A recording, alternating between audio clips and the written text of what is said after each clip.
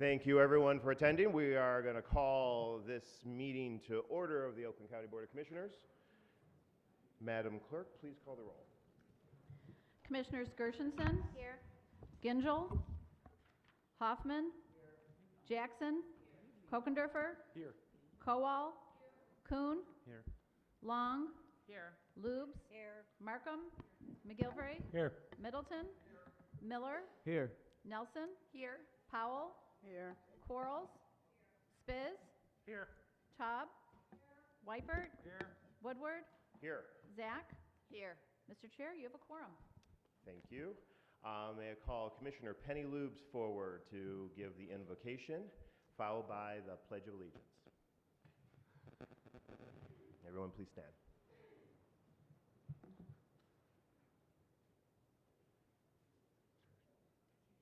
The book of Isaiah 40:30 says, "Those who hope in the Lord will renew their strength. They will soar on wings like eagles. They will run and not grow weary. They will walk and not be faint." Let us pray. Dear Father, thank you for your promise that where 2 or 3 are gathered, you are there in the midst. We welcome you among us today and celebrate the gift of life that you have given each of us.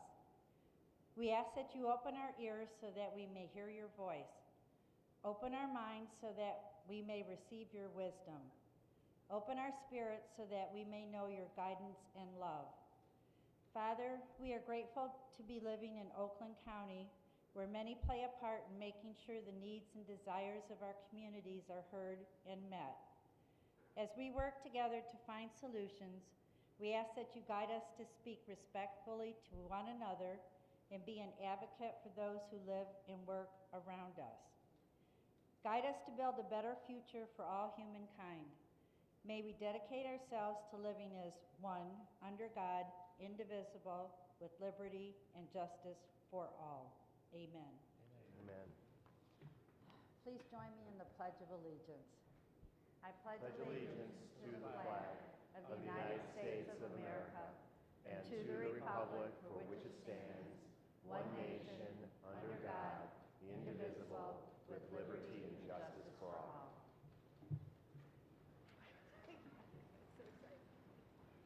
Thank you.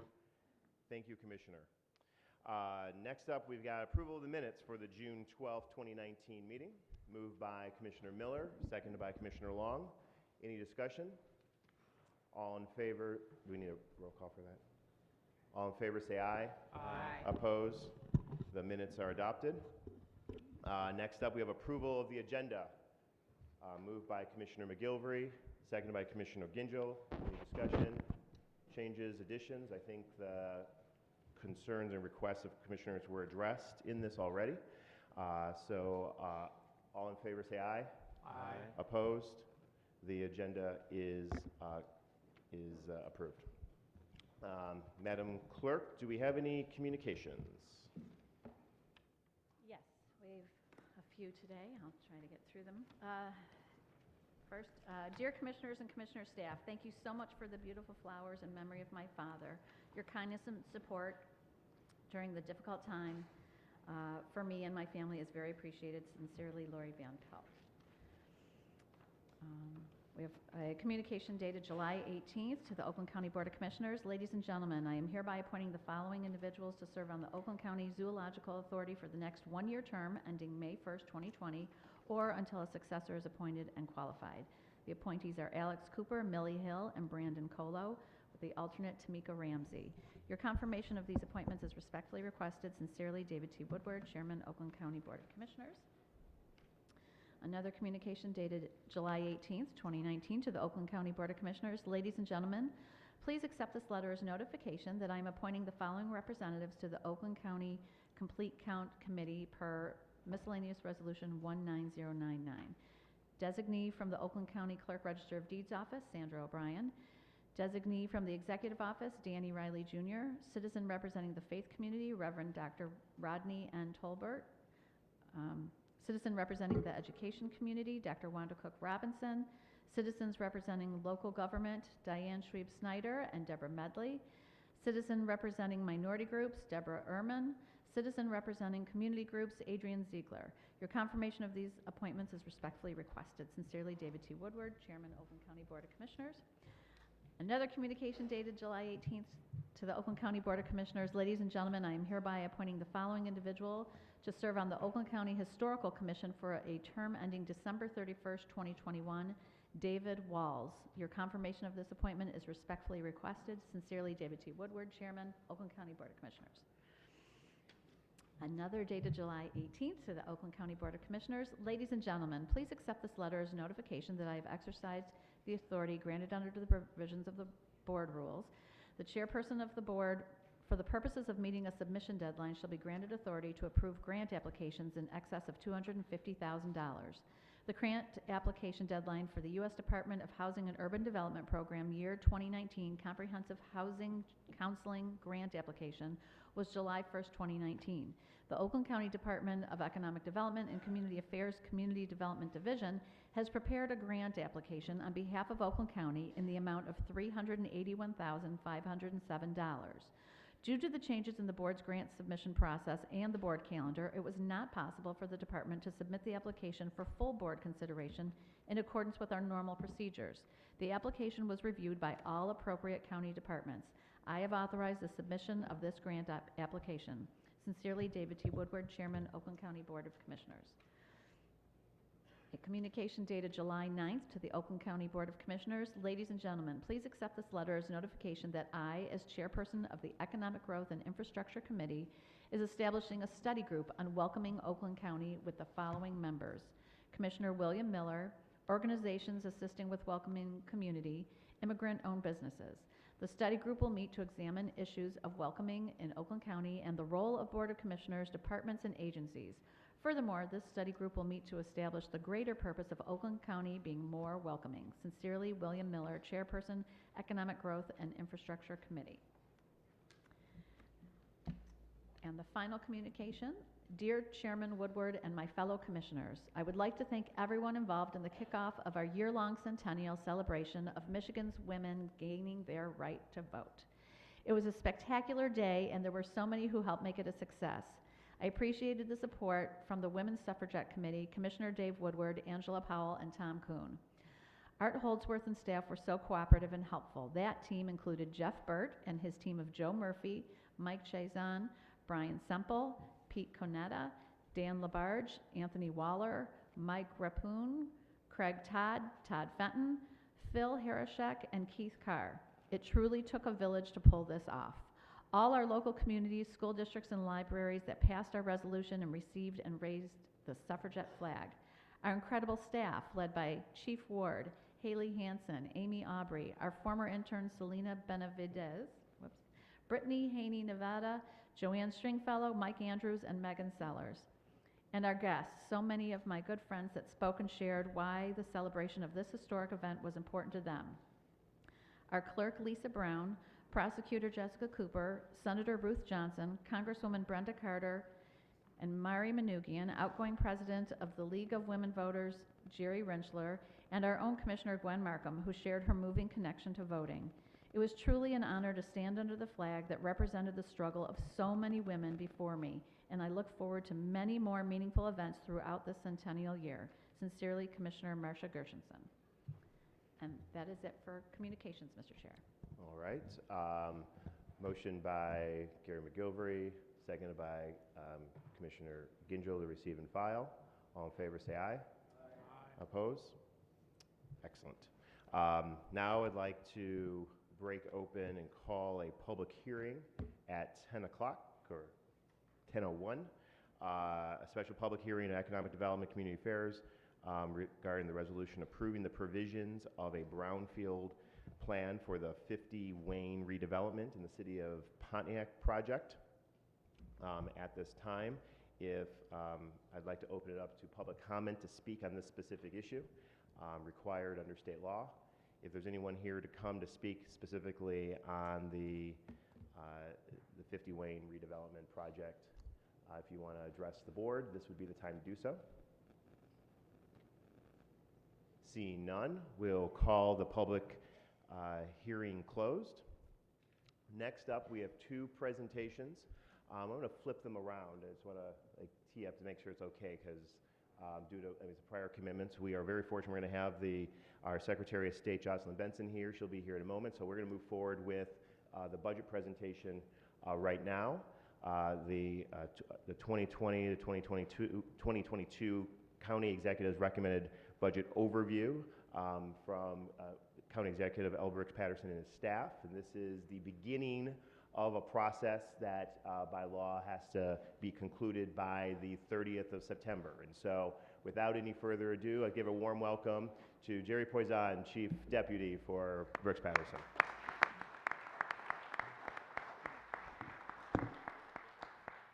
Thank you, Mr. Chair, Commissioners. I'm pleased to appear before you today to introduce the kickoff of our budget season pursuant to Public Act 2 and Act 139.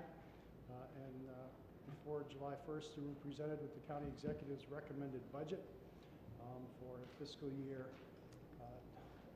19 and 20. In addition, there were 2 additional years for our triennial process of a budget plan. The budget itself contains very few new items for you. It basically reflects the budget plan that 15 of you unanimously supported last year as part of the triennial budget process. It amends the budget to deal with the items the board has added over the prior year.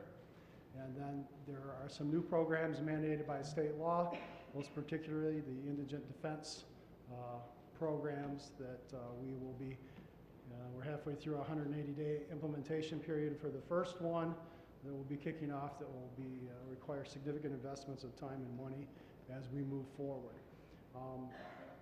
This presentation will be split between 4 of us, so you don't have to listen to me drone.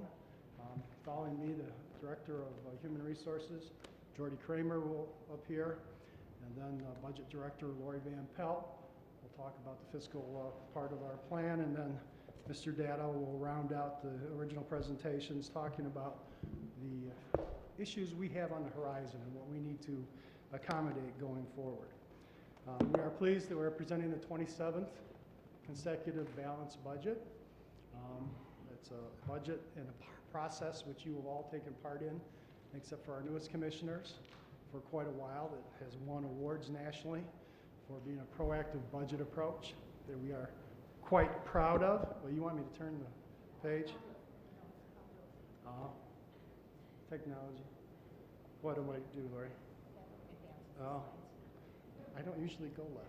Oh. Anyway, so isn't he handsome?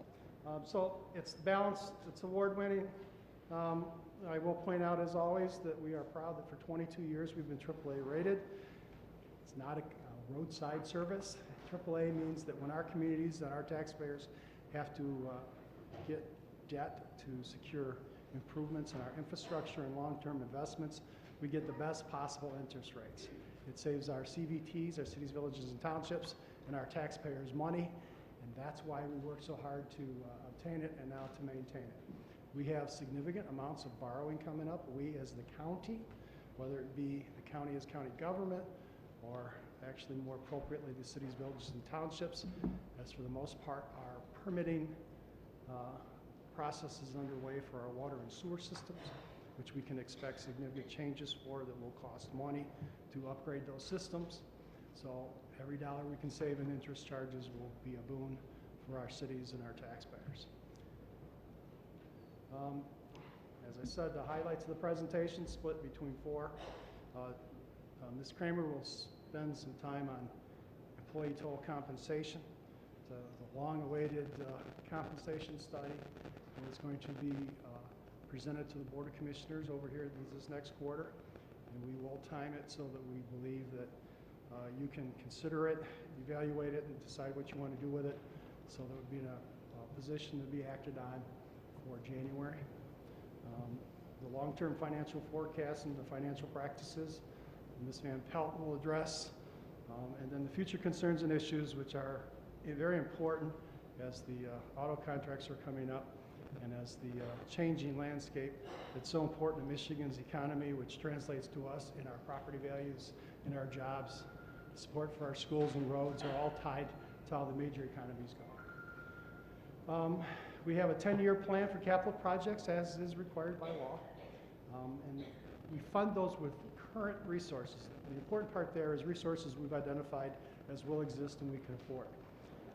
Beyond that, we have bonds that we're recommending for building security improvements. As you may know, the courts have required us to undertake security improvements to secure the courthouses. Homeland Security has recommended other changes in our county facilities to protect our visitors and our employees. The ADA improvements are ongoing for our old facilities that are requiring substantial investments, again, primarily in the courthouse and other public gathering areas, but also ADA improvements in buildings for our staff. And then as it has already been before this board on a few occasions, the public safety radio communication system, which was really a major investment of resources to replace the current system that is aged out and will no longer be supported by the vendors, which is a multi-million-dollar, multi-year effort. The recommended budget does not include requests that exist for major capital projects. And we'll discuss these a little bit, but it's about $175 million and rising. I don't know if you've read the paper lately, but you've seen a lot of the buildings planned for the city of Detroit and in your local communities have slowed down because of the inability to obtain the skilled labor necessary to build those buildings. The price of the materials has gone up substantially, in some cases 30% or more. And so as these things evolve, we're going to have to be careful to make sure we plan for absorbing the additional cost and identifying the funding sources for those. The pension plans and our healthcare retirement plans continue to be fully funded. So that's a measure of security for our taxpayers and of course for the benefits for the employees who have earned them. We thank, again, the Oakland County elected officials. We have worked successfully for the last 27 years as a team across the aisle, across county departments, across elected officials to come together and come up with a budget plan that can work best for all of us and the taxpayers. We need to acknowledge that as always. So next, we'll have Jordy Kramer, our Director of Human Resources, come before you. And as you watch Jordy, you should understand that she's an example of the county's investment in our youth and in our work programs. She started here when she was a 16-year-old high school co-op, went to school using the county's tuition reimbursement program at times, left, had private sector experience, came back and has worked her way up, and she's the Director of Human Resources. So with that, Jordy Kramer.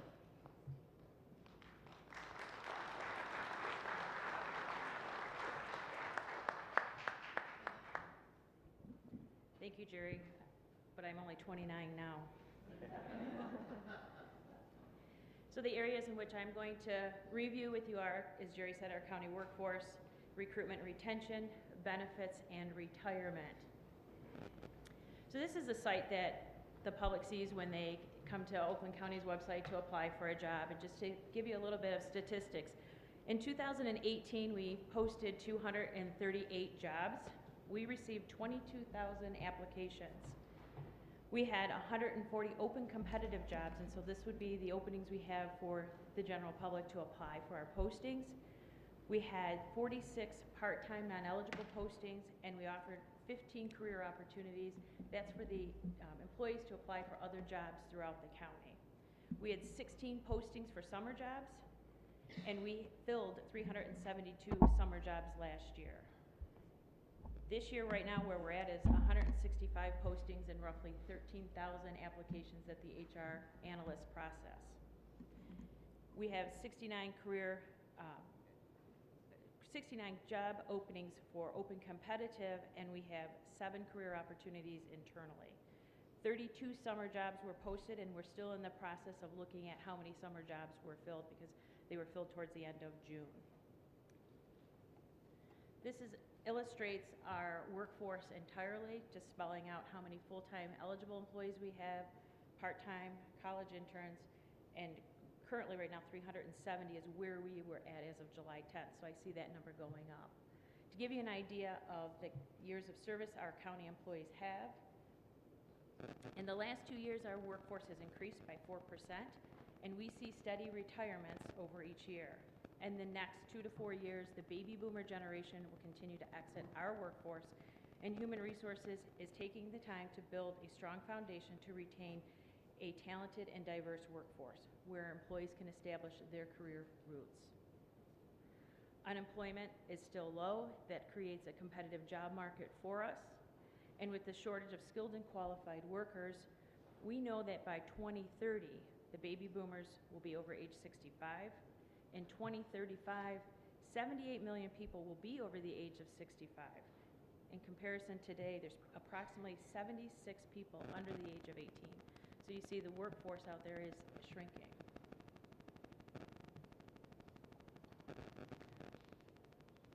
Recruitment can be challenging for us. We offer the county bounty.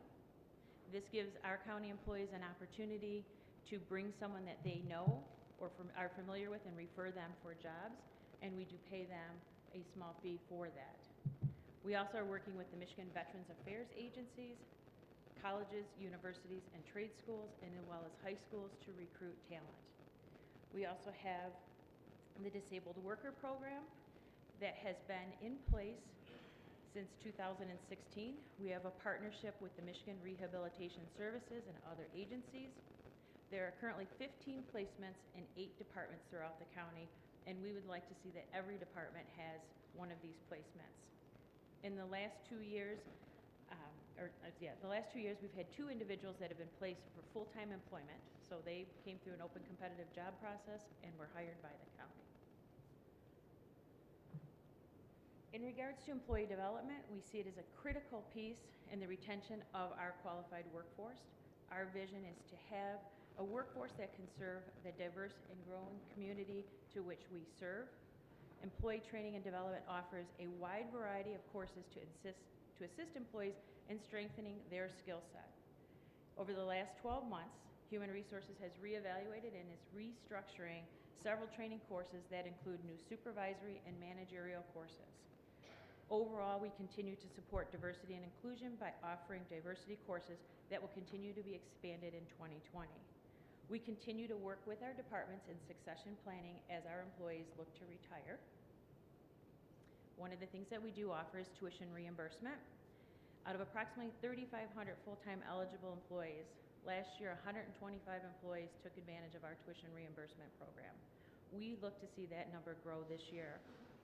We hosted our first annual college and trade fair on campus last week. We had over 20 colleges and universities that attended, such as Michigan State, U of M Flint, Central Michigan, Western Michigan, Wayne State, and 2 trade schools, as well as we had 2 financial institutions here to help our employees see how they could help fund the start of their college careers. They were great opportunities for our employees to even learn how to use tuition reimbursement. Several years ago, we established the Talent Management Advisory Team. This is a diverse group of employees that met over the course of several months. They provided HR leadership with numerous recommendations on how to make Oakland County a great place to work. HR has continued to work on the implementation of several of the recommendations that are outlined on the screen. One of the areas that we've had great focus is recruitment, onboarding, and the retention and overall communication to county employees. As Jerry mentioned, in regards to employee compensation, over the last 5 years, the county executive has recommended a general salary increase for county employees. For fiscal year 2020, we are recommending a 1% increase. We currently have 825 classifications that are part of our salary administration plan. These classifications are factored out on a 10-point scale, which correlates with salaries. Over the last several years, we have found it necessary to reevaluate and reestablish a whole new salary administration plan and compensation plan. To give you an update in regards to labor negotiations, we work with 8 unions. We currently have 3 contracts that are completely settled. We have 4 contracts that are open this year for a wage reopener only, and 1 contract that is completely open.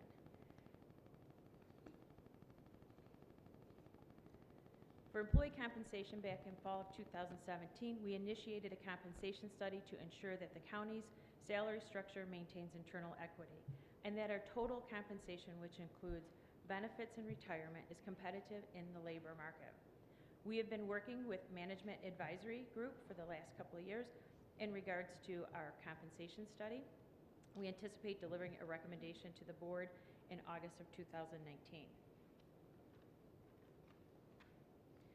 This slide depicts the incremental changes that we have made to retirement and benefits.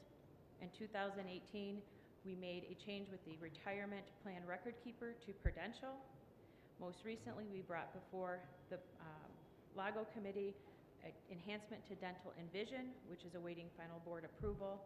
And we made changes to the merit system rule to allow new hires to receive personal leave and floating holiday upon their hire rather than having to wait 6 months. As I mentioned, in 2018, we made a change in the record keeper. With Prudential, they offer our employees several opportunities to learn more about investing in their retirement with lunch and learns, on-site consultations. Prudential has actually hired someone who's devoted strictly to the county, and they are in various offices throughout the week meeting with employees to educate them on their retirement. In regards to the employee match, we have increased the employee participation by 14% in the last 5 years for employees to receive the match. It does vary by the unions, but overall the match for non-represented employees is $500. We also have the Oak Fit Wellness Program, which was established in 2016. It's open to our employees, retirees, and dependents. It allows them to take ownership of their health and improve quality of life and productivity.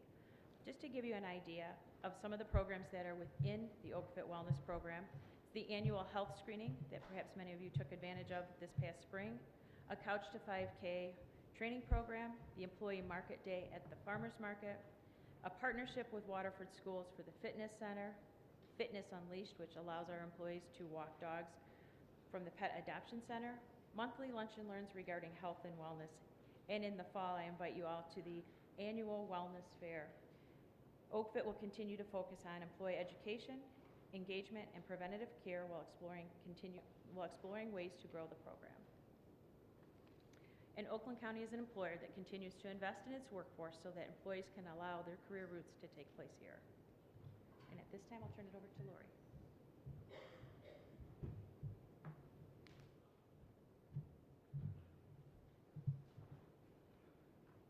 Good morning.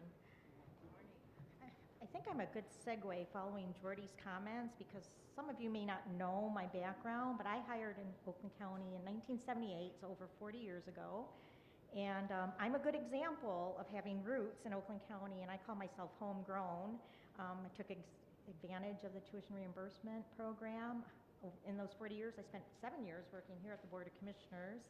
And under both county executives, I have had many opportunities with progressive promotions, and I was the first female Asian American person to be a director in Oakland County 17 years ago. So I just wanted to show that Oakland County, I think, has always been progressive about providing opportunities for all of its employees, especially if you're willing to work hard and take advantage of some of the programs that Jordy just talked about. So hopefully that will inspire future leaders here at the county. So now I'm going to talk about some of the details here in the budget.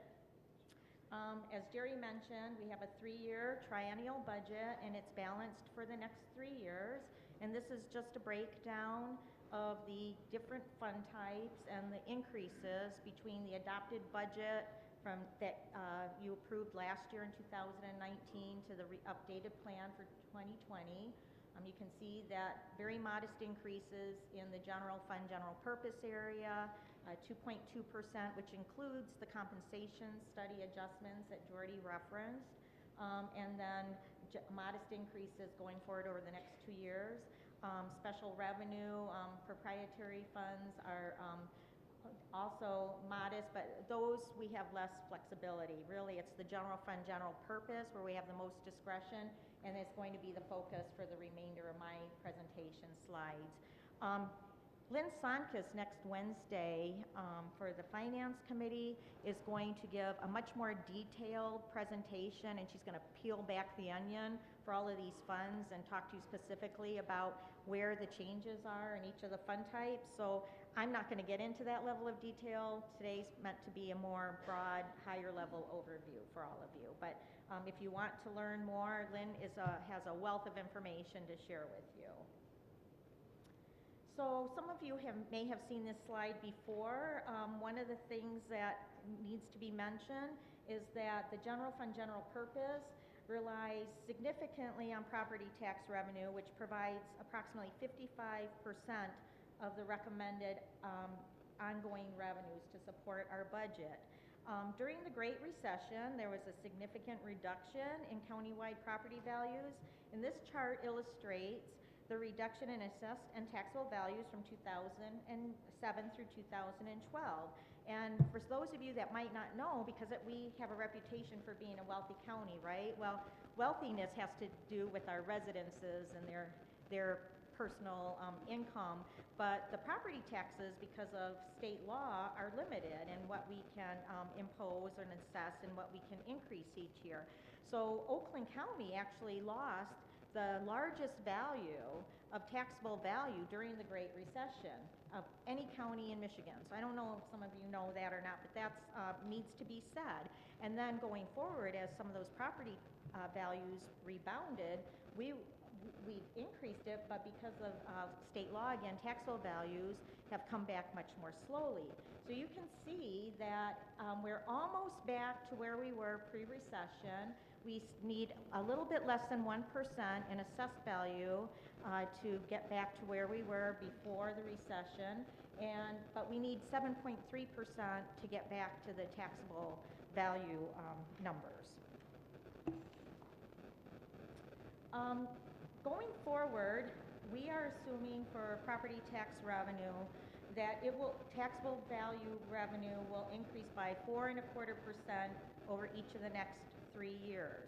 Longer term, we drop that down, and I'm going to talk about those numbers in a little bit on the long-term projections, but we've dropped those down to 4% for 2023 and 2024, which covers the next 5-year horizons. That's because of some concerns about a slowdown in the economy. Since the recession, we've had the longest recovery, but it's been slow growth, and Bob Gatto is going to talk a little bit more about that. But you can see that there's two primary portions that drives our increases in taxable value. One has to do with the change in the consumer price index, and during the Great Recession, that actually went down when we had recession, and it was a negative number. But you can see that that is a very limited number. We're hoping to attain the 1.9% through September 30th of this year, which will dictate the taxable value increase for our next fiscal year's budget. And we were planning on 1.9%, and we've got a few more months to see if we can attain that number. And then some of the increase comes from economic activity. That would be new construction, additions to existing property, that type of thing. So this just kind of tells you the variables that presents limitations on property tax revenue. I'm not going to go through all that. It's very complicated, but certainly if you'd like to know more about that, please feel free to reach out to me or Dave Heber, and we'd be glad to go through each of these type of variables to explain to you how that affects taxable revenue going forward. And the other concern is the impact of Proposal A and the Headley Constitutional Amendment, which creates a rollback requirement in our maximum authorized millage rate. And as you can see, for a 9-year period there, from 2004 through 2015, I believe, or 2014, we did not have a rollback in the Headley requirement. However, once the economy got a little bit better, the rollback started again, and that's a complicated formula. But as you can see, because of this rollback issue, it requires us to reduce our authorized, or our millage levy that the Board of Commissioners approves and votes on. The only way that we could exceed that is if there was a vote of the people to increase the maximum authorized rate. And some communities have done that. They've taken a ballot issue to the people to do that. So going forward, these are the assumptions for the millage rates. Right now, we've been levying 4.04 for the last 3 years. As you can see from this chart, we are anticipating that the maximum authorized millage rate will get close to that number. And because we have to levy our millage as a result of a law change back in 2004, we have to anticipate, we have to levy basically 9 months sooner than the fiscal year ends. And so the July millage, or the July tax bills that just went out this year, that supports our fiscal year that goes back to October 1 of last year. And so we try to at least be a little bit ahead of that, so we're recommending a millage reduction down to 4.02 mils, just to allow a little bit of a cushion so that we're not having to cut our budget 9 months into the fiscal year. And we're anticipating a millage reduction for every year over the next 5 years because of this rollback effect, as you can see on this chart. These are the variables that affect that millage rollback calculation. Again, I won't get into the complexities of that formula. It's very complex. But again, that's something that either I or Dave Heber could talk to you about if you would like further discussion on that. And again, this just talks about how the county has managed, and Wall Street bond analysts really like the fact that we're able to look that far out and that we're proactive and that we anticipate these millage reductions before the rollback is required. The other thing that affected the budget are the tax captures that the local governments can capture county general operating dollars for use in their local districts, and those resolutions come before the board and you voted on those individually to allow certain communities to capture these tax dollars. And you can see that at our peak, they were capturing $8.4 million back in 2008 before the impact of the Great Recession, and that got as low as $4 million back in 2013. Well, now those are increasing again because the property tax values are increasing, so they're capturing more of our dollars. We had to budget an additional $500,000 in the recommended budget. It's at $5.3 million now, and it was $5 million in the budget, so we've recommended an increase to $5.5 million. There is a county resolution that has a policy that authorizes, that sets a goal of no more than 5% of the total annual operating tax levy of the counties.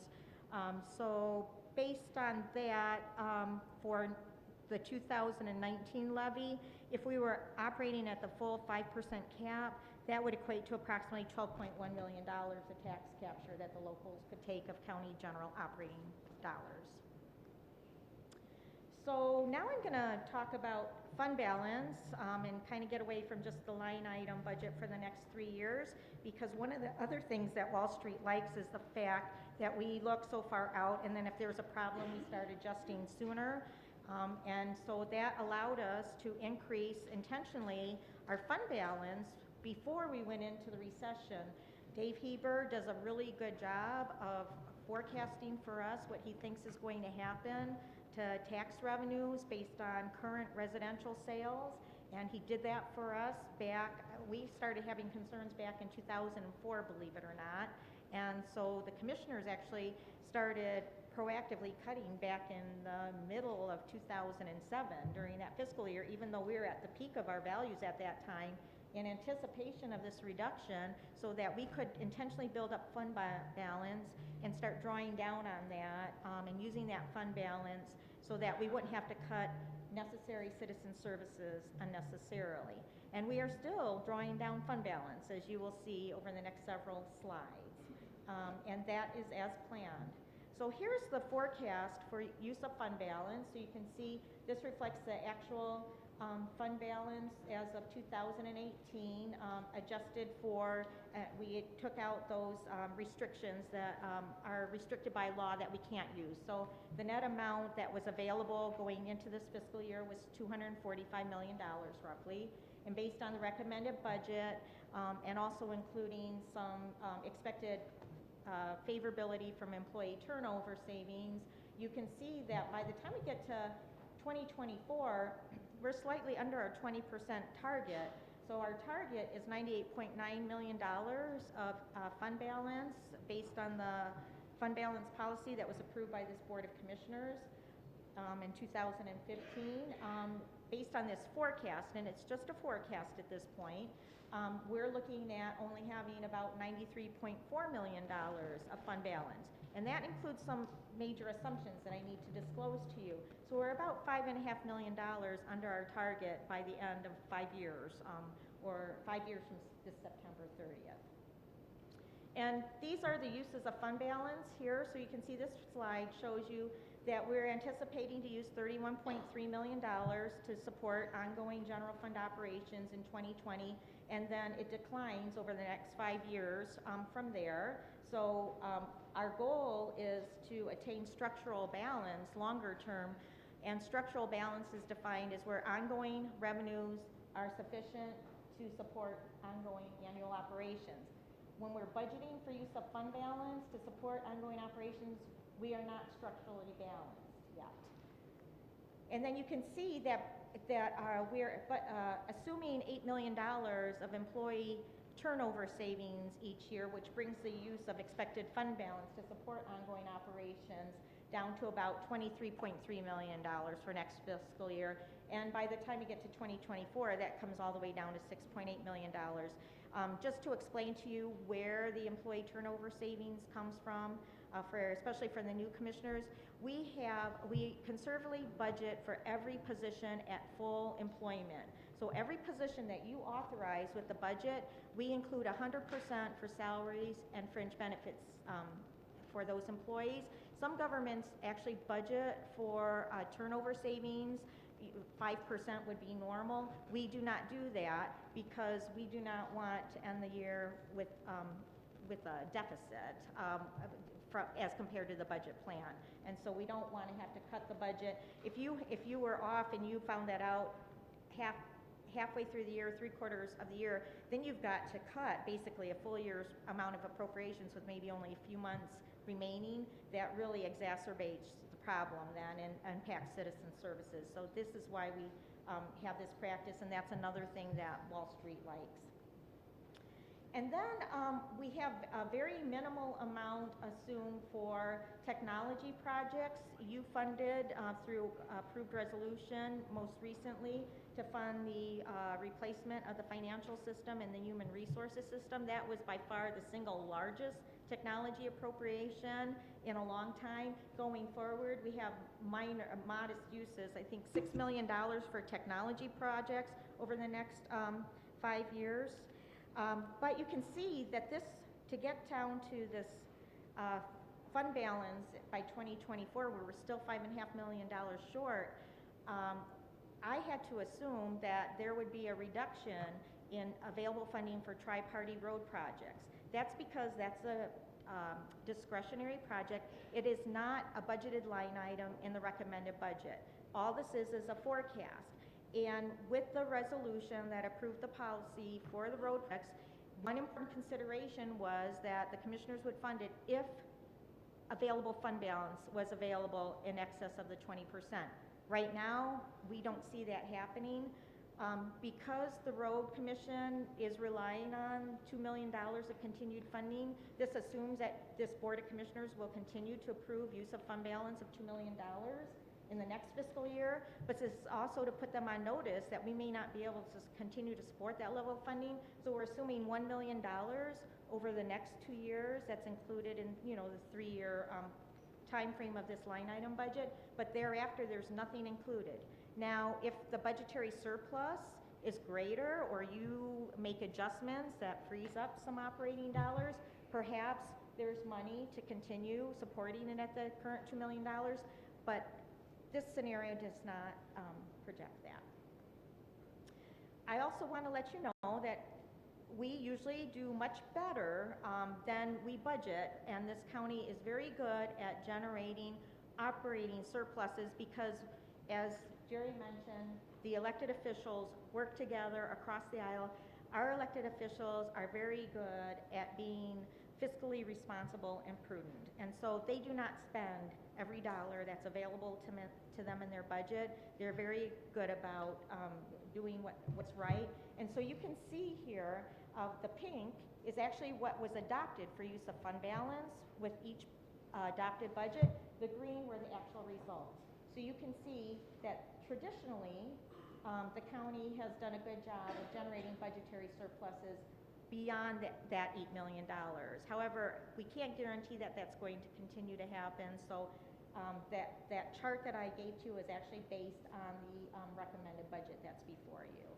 So with that, I will turn this over to Bob Gatto so he can talk about other financial practices and concerns about the economy going forward and other issues. So they just put Jeremy's name on it.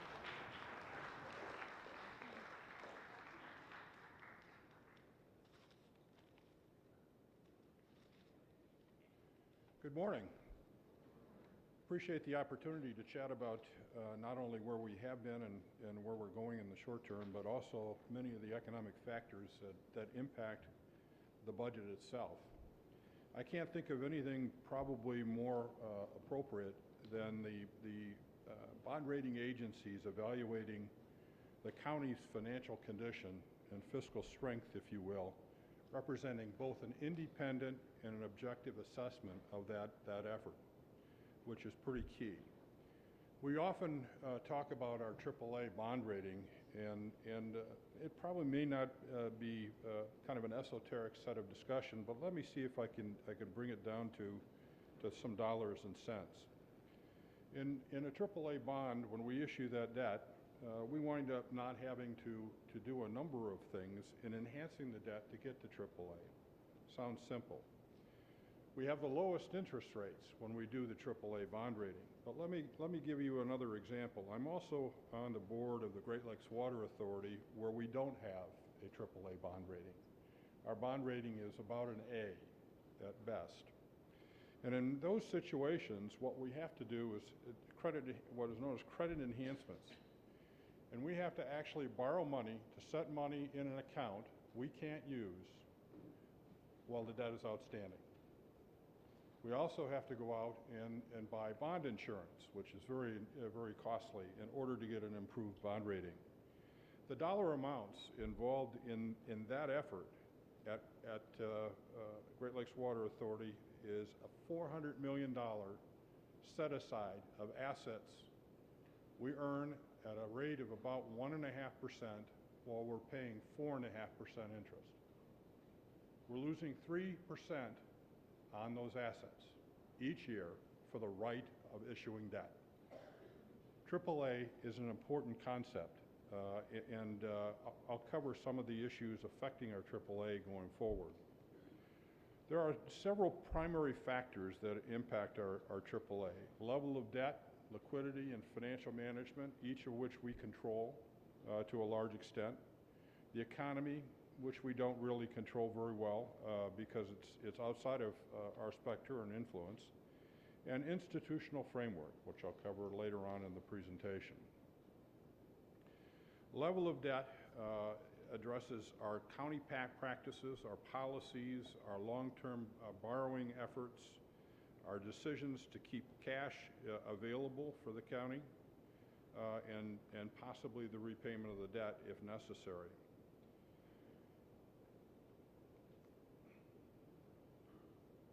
S&P is one of the bond rating agencies that have stated, if you will, the AAA rating reflects our view of the county's very strong management, strong budgetary performances, very strong budgetary flexibility, strong liquidity, and debt and contingent liability position, which is low. And to that end, that is an objective analysis of some of the things we do to achieve a AAA bond rating. Low debt. As an example, we have a maximum debt allowed by law. We can issue debt, if you can, up to 10% of our state equalized value, SEV. So we are technically able to issue about $7.2 billion worth of debt.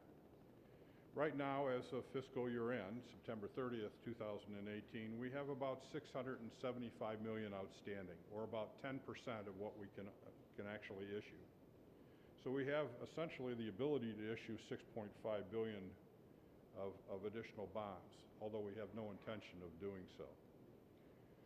The components of the outstanding debt are quite frankly interesting because it does demonstrate that much of the debt we've issued already benefit not Oakland County itself in our operations, but rather the residents. Specifically, the first group, if you will, is $325 million of a total of about $675 million that represents drainage debt, water and sewer, which are essentially enabling the county to operate a number of drainage systems and water and sewers systems benefiting individual residents directly, not unlike a community or city, village, or township. To that end, our bond rating essentially keeps those water, sewer, and drainage districts' debts at the lowest possible with the highest, with the best interest rate available. Our second largest outstanding debt obligation is, as of April 1st, 2019, about $235 million for the retiree health care bonds. What we wound up doing is, unlike any other governmental unit in the nation for a county, is that we wound up issuing debt to move what is an unfunded actuarial accrued liability into a debt obligation. And in doing so, we issued debt at about a 3.62% rate and earn about 7% on that debt, or on those assets. We pick up about 4% in interest each year that serves to reduce our retirees' health care bonds, or our retirees' health care costs. So long and short is that unlike almost all other units in the nation, Oakland County is fully funded for its OPEB obligations, its retirees' health care. We have 143% assets in our OPEB trust fund greater than the actuarial accrued liabilities will eventually have to pay. That strength is a demonstrated issue for bond rating agencies. The last piece is truly what we have issued, if you will, for a county as the county itself, which is about $65 million. $13 million of which really applies to debt that we've issued on behalf of local units for their operations. Much of the remaining piece of the $64 million is being paid for through the transfers in from the delinquent tax revolving fund, and is not a direct burden on the general fund. Why is a bond rating important? Well, it impacts, if you will, the local units, and it also impacts the taxpayers, as I have related previously. Moody's has described this as the county adopts an annual three-year annual operating budget within a 5-year framework. Lori covered a bit of this effort here longer term, and certainly Lynn will do that at the Finance Committee coming up next week. Our 3-year operating budget is unique in that it's constantly kept in balance, and that is something that most governmental units don't do, even if they have a long-term budget. The county's formal general fund balance policy requires maintenance of no less than 20% of expenditures in reserves, and that 20% in reserves is the amount projected out 3 years. So it's not actually the current year, but what we project for the 3rd year out. To that end, that is a North Star, if we will, that Moody's and other bond rating agencies have observed that is one of our strongest efforts is to maintain that budget in the manner in which we do here today. The other item here is that I'll point out is that quarterly we actually close our accounting records just like an SEC company would do and report on the status of our budget with adjustments proposed through the Finance Committee on each of the individual operating departments against control objectives. And to that end, that also provides a demonstrated process for Moody's, Standard & Poor's to understand how we control our budget, if you will, manage it. We note and this just goes on to indicate that describes really essentially our quarterly budget process and the benefits therefrom on the demonstrated strong management. Even as we move from some of the things like level of debt and liquidity and financial management that we can do on behalf of the county directly, we also have some economic issues that we have to deal with in a bond rating. Again, one of the 5 criteria they look at. And the economic forecasts are used to estimate property tax revenues and expenses going forward, also the economic growth and resilience of the county. We are constantly monitoring the economic data going forward and use it as part of our long-term strategy in the quarterly closing processes, as well as the property tax revenue projections and expenditures. We do have some ability to control the economics within the county, and to that end, the economic development programs that Brooks Patterson has launched with the assistance of the board include emergency sectors, Automation Alley, Main Street Program, Medical Main Street, and Business Roundtable as examples of things that essentially enhance our economic benefit, our economic development over others in the state. We consider the county's economy very strong. While the county is mostly residential tax base, it's interesting to note here that the county's residential tax base is about 75% of the value in Oakland County. Only 25% really relates to commercial and industrial efforts. And to that end, we do have some warning signs going forward on the economic downturn that we're going to be facing as a nation, as well as state and region coming up. We often talk about Oakland County as being the engine that drives Michigan, and I'll give you one statistic here that I think is quite clearly demonstrable. 1 in every 6 jobs in Michigan reside in Oakland County. 1 in 6 jobs. That's 17% of the entire workforce is in Oakland County in the state of Michigan. Now, we're only 12% of the population, and we're only 1.6% of the square miles in the entire state of Michigan. But we retain 1 of 6 jobs in Michigan. Oakland County as a separate legal entity would rate as one of the top 5 in county exports to other countries. Now, that's a kind of a key problem in that the tariffs right now are going to be having some impact on that latter issue of the exports of the $50 billion, and we are a bit vulnerable in that area going forward as the tariff wars continue nationally. The economy. Here's the good, if you will. The current 10-year economic recovery is the longest on record, although it happens to be also one of the weakest during that same period. The bad, a record-setting prolonged expansion is difficult to sustain, and I think we're going to see that in the coming months, if you will. Michigan's recovery has been stronger when compared to the other folks, the change in the state GDP to the change in the national GDP. So if you take a look at the recovery period, which we'll demonstrate shortly, we actually do better than the national GDP. And during the past 2 recessions, unfortunately, the economic downturn, as we enter the downturn, has been far more severe for Michigan than others.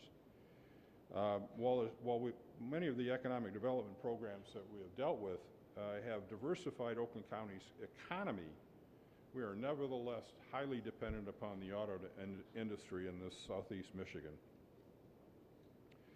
I think this chart demonstrates quite clearly a problem that we have as a state going forward. If the economy starts heading downward, the red, if you will, is Michigan. And the kind of the grayed areas happen to be the recession. You can see we go down faster and harder than the state or the other states and the nation. and stay in recession a little bit longer. But when we actually have the economy where it is today, Michigan has done well for the last, 6 years against the United States of America. So we've done quite well in the last year. But if we head into recession, unfortunately, we don't do well. We're often the first in and the last out. The economy, the good. For the past 10 years, the CPI, inflation if you will, has been low, which helps to suppress the expenses that we incur. The bad, the low CPI also suppresses property tax revenues. It's one of the principal components of property tax growth. So we have lower expenses, but we also have lower ability to pay through revenues. Relatively low price of goods encourages consumer spending, which is a good thing. But CPI has been suppressed in part of the federal monetary policy, which can't be sustainable. And finally, future pent-up inflationary pressures. Excess inflation, unfortunately, if you look at inflation alone, is probably one of the cruelest taxes to the low-income folks in that area. Inflation is just devastating to the lower income folks. So to that end, a low inflationary effort, which the Fed is targeted at about 2%, is actually a pretty good thing right now. And it's hard to tell where that's heading. I'll skip that slide and go into the next item. One of the things we're facing, this is also, the average sales price of residential property is now above the 2000 pre-recession peak. In other words, the ability to sell your house today is above where it was before the recession. That's a good thing because our house happens to be probably the largest investment we have in our equity on a personal level. Unfortunately, new construction permit activity is below the historical long-term level. We have mortgage rates that remain low, which is good. We see a lot of activity through the Register of Deeds office in refinancings and improvements. But the changes to the itemized deduction and state and local taxes have created problems for us in that it has capped our ability to deduct interest above 10,000 or state and local taxes above 10,000 on our tax returns. That's going to play out over time, if you will. Here's the issue that is really troubling. Southeast Michigan permit activity. This comprises Oakland, Macomb, Wayne, and St. Clair counties. I think it's quite obvious that during the peak and the center portion of the effort, we were sitting there at well over 9,700 permits relating to new construction. We are now at half of that, and we won't go much above that in the near term.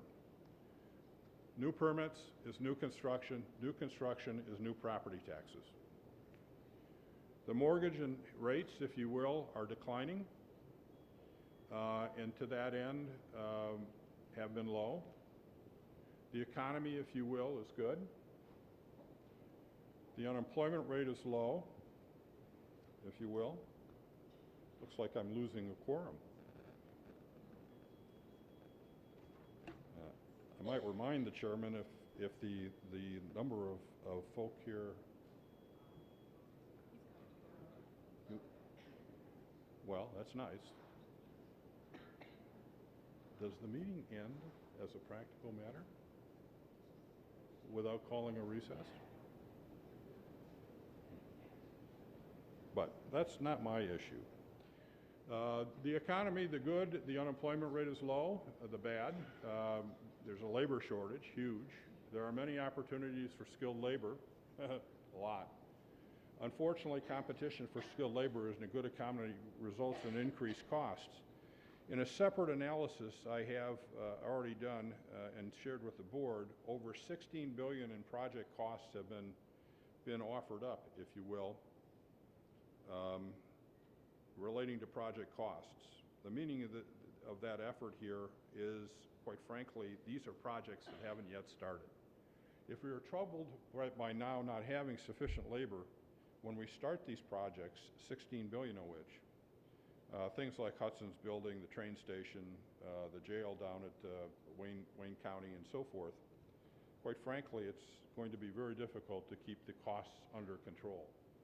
And I think that we just saw that occur with the jail project for Wayne County, where $42 million of overruns have now made its way into the jail contract. Historical average of unemployment rate. Our unemployment rate, quite frankly, during the recession was well above the United States. That's 2009 at the beginning and 2018 in the ending. We are now below, if you will, the nation.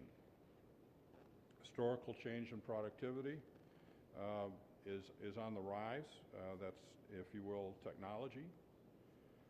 Institutional framework is something we absolutely can't control, and to that end, that really means how do we operate and in what constraints of state law do we have to deal with. A local government must demonstrate unique strengths to attain a higher rating than the base institutional framework rating specific to its state. All Michigan counties begin with a rating of A. And you have to demonstrate to the bond rating agencies why you deserve a rating higher than that. It is in the interest of the bond rating agencies not to raise that because it exposes to a higher level, because it generally exposes them to critique if there is a downsize or a default, if you will, on any debt. We have no intention of doing that, but the issue here is that all counties start with an A rating, and you have to demonstrate why you're better than an A rating. And we have done that successfully time and time again. Property tax revenue is capped, as an example. Michigan has some pretty onerous limitations on revenue. And to that end, we have problems in demonstrating the institutional framework issue because we can't control the framework in which we live. Increased demands for government support is something that I've talked about at some length with the Finance Committee. Right now, local governments, including those, will be increasingly challenged as competing resource needs will require public officials to choose between competing needs. And these are competing needs in many instances that they can't control. Available options to deal with this effort is the reductions of existing programs, which is generally unpopular, levy new taxes, again not popular, or issue debt as examples of things that they can do. Now, one of the items is essentially the public debt increases since the last recession. The low point there, about a third of the way through the slide, is 1980. And this is GDP against the outstanding debt, or outstanding debt against GDP. And to that end, what we have here is essentially we have more outstanding debt as a nation than we do have GDP. And you can see at a 45-degree angle, that can't continue forever. You can't borrow your way into prosperity. We have several issues facing the county. Mr. Poisson talked a little bit about those. One is raise the age. We have nothing in the operating budget today for raise the age. The legislators in Lansing are coming very close to actually finalizing this issue. And to that end, they have promised, just as they did for the Michigan Indigent Defense, that they will fund all costs relating to raise the age. Unfortunately, they're not covering all the costs for the MIDC program. But right now, the Indigent Defense, for example, in the first phase, has covered $7.2 million of the cost through state grants. Unfortunately, even as they ignored the need for additional prosecutors and magistrate hours, which they denied to the tune of about $3.2 million.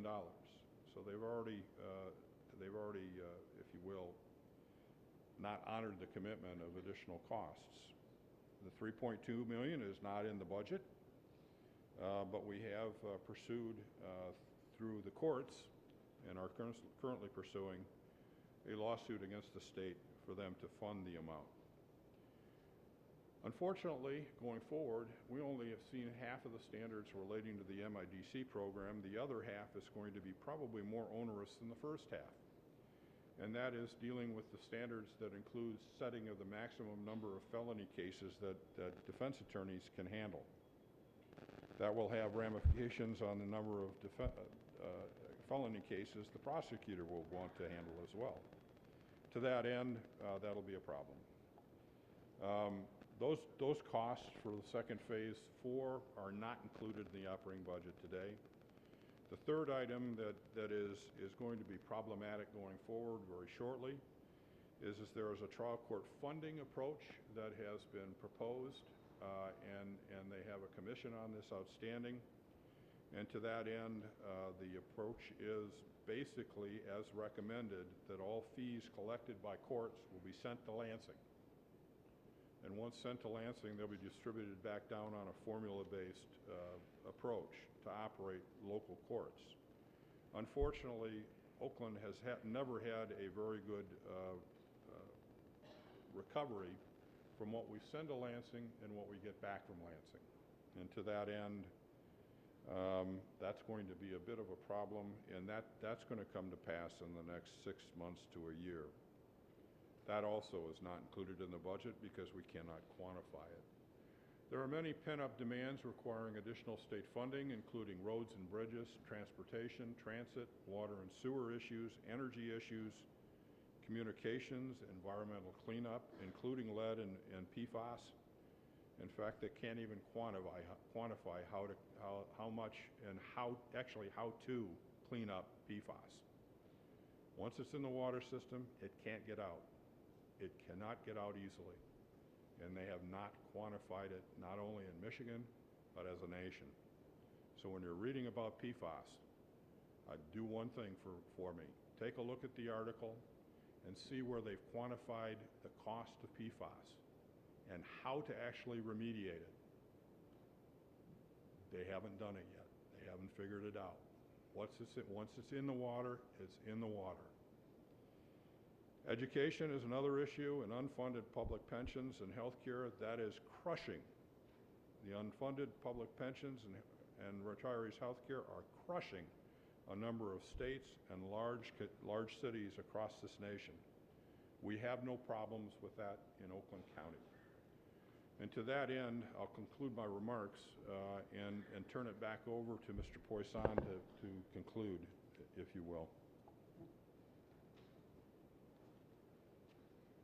Thank you, Robert. The board chair just gave me this hook sign. I'm not sure what it means.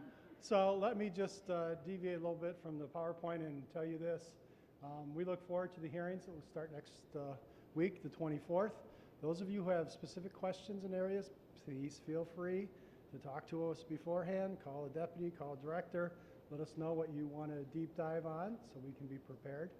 There are about, Lori estimates, 1.2 million line item things when we really deep down into expenditures and what have you. So to the extent we can know exactly what you need to know on specifically, it will help you have a more efficient use of your time. Thank you for your patience. Thank you, Jerry.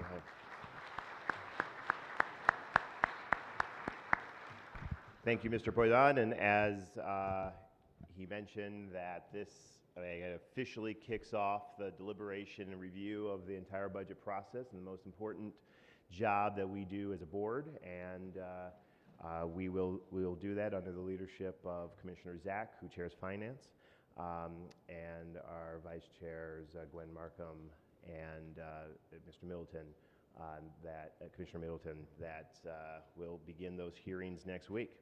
So thank you.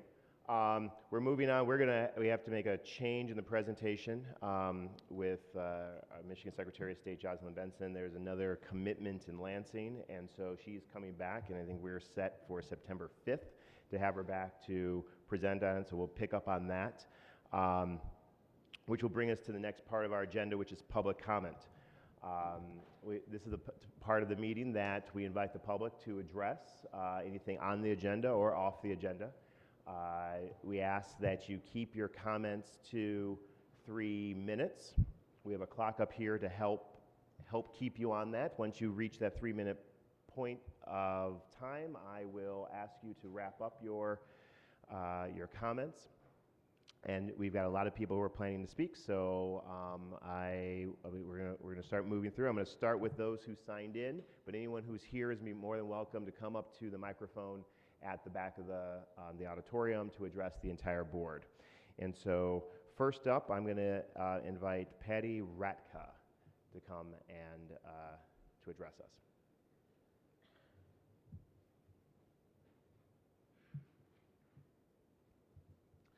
Hello, Welcome. thank you for allowing me to speak. My name is Patty Ratka, and I'm a nurse at Beaumont Hospital. I started my nursing career at Beaumont Hospital more than 25 years ago. I worked there recently up until 2007, and then came back just recently last year. From 2007 to fall of 2018, I did work at Huron Valley Sinai Hospital, which is a part of the DMC. And during that time, I was there for their when the MNA started their campaign in 2015. The reason I wanted to speak today was basically because I learned, it's my understanding that Beaumont is providing very objective, voluntary education to the nurses at Beaumont Hospital regarding their rights under the labor laws.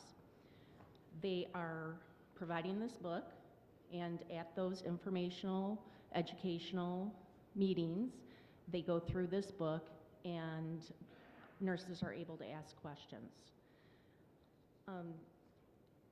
What I wanted to say was that during the campaign in the MNA in Huron Valley, I was a director, I was in a leadership position. During that time, we were unable to educate, we were unable to really talk with our nurses regarding any of the MNA or the laws or anything. It is probably one of my biggest regrets there. I felt like they were not educated and they were not informed about what was actually happening. I was confirmed by this. I did have dinner the other night with some of my nursing colleagues that are still at Huron Valley. Some of them are pro-union, some of them are not. I asked them if they had ever seen this book. They said no, they did not. I let them go through it. They realized what it was. This book is just what the law is, that everybody has a right to. They still do not understand, many of them still don't understand their rights, even with the union in at Huron Valley. And I think that's very sad. This is one of the biggest decisions that Beaumont nurses will make. They need to be informed. They have the right to education. They have the right to make an informed decision. One of the things that we do as nurses, it's one of the biggest parts of what we are. We're educators. We educate our patients, we educate our families, we educate them on disease process, on medications, on surgeries, treatment options. We provide them with information. Nothing is taken lightly. We give them the information so that they can make informed decisions about their care and treatment. We even allow them, we have to give them informed consent for a procedure or a surgery. That entails not only what the procedure is, but the risk and the benefits of that surgery. So I just want to say that please vote no on this resolution. Nurses have a right to informed education. Thank you.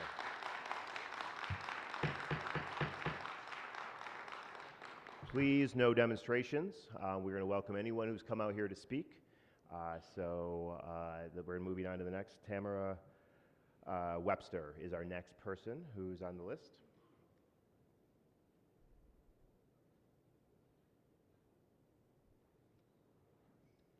Hello, thank you. My name is Tamara Webster, and I'm an oncology nurse at Royal Oak Beaumont and a member of the grassroots group Not in Favor of Unionizing. I wanted to speak out today regarding the claims and resolution proposed against my hospital. I'm a proud Beaumont employee, and I stand by the organization that puts food on my table and clothes on my children's back. I started working at Beaumont Health in 2007 as a patient transporter. Beaumont trained me to become a nursing assistant in 2008, a nurse tech in 2011, and finally a registered nurse in 2013. In all of my time at Beaumont, I have never felt that my practice was unsafe or that my license was at risk due to unsafe patient care. The number one thing that my mother, an RN of 24 years, has always preached to me, protect your license, because if you don't do it, nobody will. Patient safety has always been one of the most important practices of my career, as I'm sure it is with every nurse standing behind me. I understand that some nurses at the hospital have concerns. I understand that they have a right to unionize should they choose. I understand that these rights should be free of intimidation and free of coercion. I also understand that as the law is written, that I have the right not to unionize, free of intimidation and free of coercion, which hasn't quite been the case with MNA, as I have filed an unfair labor practice charge against them. I want you to understand that while you are voting on this resolution, that you are contributing to propaganda put forth and orchestrated by the Michigan Nurses Association. The same propaganda that they have put out in several past campaigns with the end goal of tarnishing Beaumont's image and deterring patients from seeking care at our hospital. This deterrent has the potential for long-term effects. As I'm sure you're aware, there has been an unfair labor practice charge with the National Labor Relations Board against the hospital regarding these very issues that we are meant to discuss today. These federal charges will be investigated, and if they are deemed to have merit, they will be dealt with on a federal level by those who have jurisdiction over this issue. I can speak to this. These education sessions are based directly out of the National Labor Relations Handbook. The educational meetings discussed in detail how petition cards worked, how the union will file with the NLRB, how the voting process works, and also dispels rumors such as it being a hidden vote. If speaking to the law is biased, then I will sit down, but I promise you that it's not. Beaumont is within their legal right to provide these classes so nurses can make informed decisions that will affect their employment at the hospital for the rest of their career. These courses are provided on company time, which I appreciate, as several do. As a Beaumont nurse and as an Oakland County constituent, I kindly request that you remain neutral in this resolution and allow the employees and the administration of Beaumont Health Royal Oak to work out our issues on our own and allow the NLRB to determine the truth and do not fall victim to the union's game to destroy Beaumont's image. It's already hard enough being a part of the grassroots group who do not have the experience, expertise, or bottomless pockets to support our side and have some of our very own commissioners support only one side. Next up, we have Sandra Partington. She had to leave? Okay. I'm going to go down the list, and then you're more than welcome to come up. Susan Grant is next on my list. Thank you, Mr. Welcome. Commissioner. My name is Susan Grant, and I'm the Vice President and Chief Nursing Officer for Beaumont Health. I live and work here in Oakland County, and it's my honor to speak before you this morning. I've been a registered nurse for 37 years, and for my entire career, I have been a proud advocate for patients and the nurses who care for them. The Michigan Nurses Association, as you've heard, is trying to organize registered nurses at Beaumont Royal Oak. This matter is not in the purview of the Oakland County Board of Commissioners. The National Labor Relations Board, the federal agency created by Congress in 1935, governs matters involving labor unions, employees, and employers like Beaumont. The MNA and a vocal minority of pro-union nurses are frustrated that their organizing campaign at our hospital is stalling. They claim that Beaumont is taking nurses away from patients to attend educational sessions and is otherwise interfering with nurses' rights to organize. Both of these points are untrue. Safe quality care of our patients is our top priority. Doing what we can to help patients heal is why we exist at Beaumont.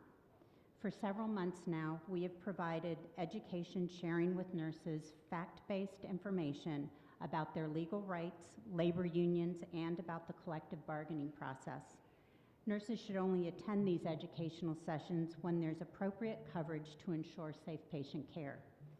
Among the materials we're using is this booklet, the Basic Guide to the National Labor Relations Act. It's a booklet that's issued by the NLRB, and it explains individual rights as it pertains to collective bargaining in layman's terms.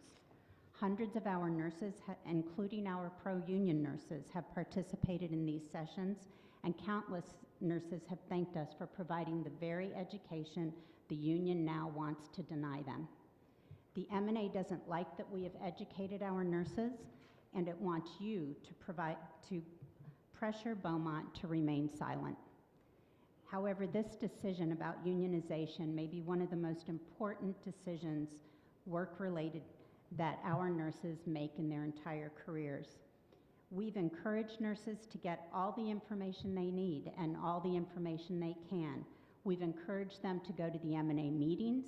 We've encouraged them to talk with M&A organizers, and we've encouraged them to ask questions. We are not trying to keep information away from our nurses. So why is the union? Lastly, let me provide some additional facts. Beaumont nurses have an 80% satisfaction rating. That means that the majority of Beaumont nurses are proud to work at Beaumont, recommend Beaumont, plan to stay at Beaumont as an employee, and that their work gives them a personal sense of accomplishment. That's because Beaumont is a great place to practice nursing, a great place to work, and a great place to receive care. So we hope that you respect our nurses' legal rights to have complete information and to a process that has been protected by federal law for 85 years. I ask you to vote no to Resolution 19214. Thank you. Thank you. Next up, we have Chris Aboud. Welcome back. Sorry, I was just involved in listening to the nurses, and sorry, after 40 years of being a Detroit public school teacher and being unionized, I highly respect the nurses coming forward, because otherwise the teachers would still be shoveling coal in the furnaces. And I had a sister who was a nurse who turned a lawyer. My father dealt with medical malpractice. His name is engraved in marble at Beaumont Hospital because he was their main attorneys. And after the stories I've heard that can happen on floors and during surgeries, I've seen where the doctors can easily blame the nurses for mistakes. And if they aren't protected, then they can easily fall into that sham. So I applaud the nurses that are coming forward and stepping forward to want to unionize. You have to be unionized in this world because there is a lot of corruption. And I'm here to speak of the court corruption, by the way. I'm going to go really fast because I see my time is flicking. Judge O'Brien, as you recall, he was on Channel 7 News for violating Heather Catala's First Amendment rights to broadcast in his courtroom because of the illegal proceedings against elders regarding conservators. Recently, another female was denied Judge O'Brien's probate for speaking out and acting on behalf. And when she was sitting in the courtroom observing her family's $1.8 million estate being sidetracked through the corruption of Mr. Frazier, letting it go into foreclosure, not selling a condo to pay the taxes, and selling it off to the vultures who turned profits on this real estate. The judge got mad at her in court and said, you know, I've seen your speeches at the commissioners' meetings. And because of that, he said, you know, I'm going to put her in contempt today because she sat in the back and made a hand motion like that. And she stood up, being a woman of the 20th century, and said, I'm not going to put up with this anymore of your bullying and threatening. I'm leaving. She walked out of the courtroom. The Judge O'Brien sent a sheriff after her, followed her down the hall to the probate counter. They pressed a panic button when she was filing a complaint against the judge, and they mowed her down in the hallway and arrested her. For what? The sheriff said, we'll find a reason that sticks. Here she is. Here's the picture of Miss Jody Wright. You've seen her speak here. There was nothing wrong. No, she did nothing to deserve the arrest. Her arms were brutally bruised, and she was taken to Beaumont, Royal Oak. Maybe you've seen this victim come in. And this was by the sheriff's attack for doing absolutely nothing except speaking out for her First Amendment rights, filing a complaint on the judge. She is now currently sitting in the Oakland County Jail, a former state representative, mother of two, 55-year-old senior citizen, sitting there for doing absolutely nothing as a political prisoner. Now, we've contacted the DOJ, the Attorney Generals. This is disgusting and is not acceptable. This is a political prisoner whose First Amendment rights for filing a complaint against a judge were violated. Okay? Ms. And Abood. we've contacted the National Organization of Women. This is not acceptable.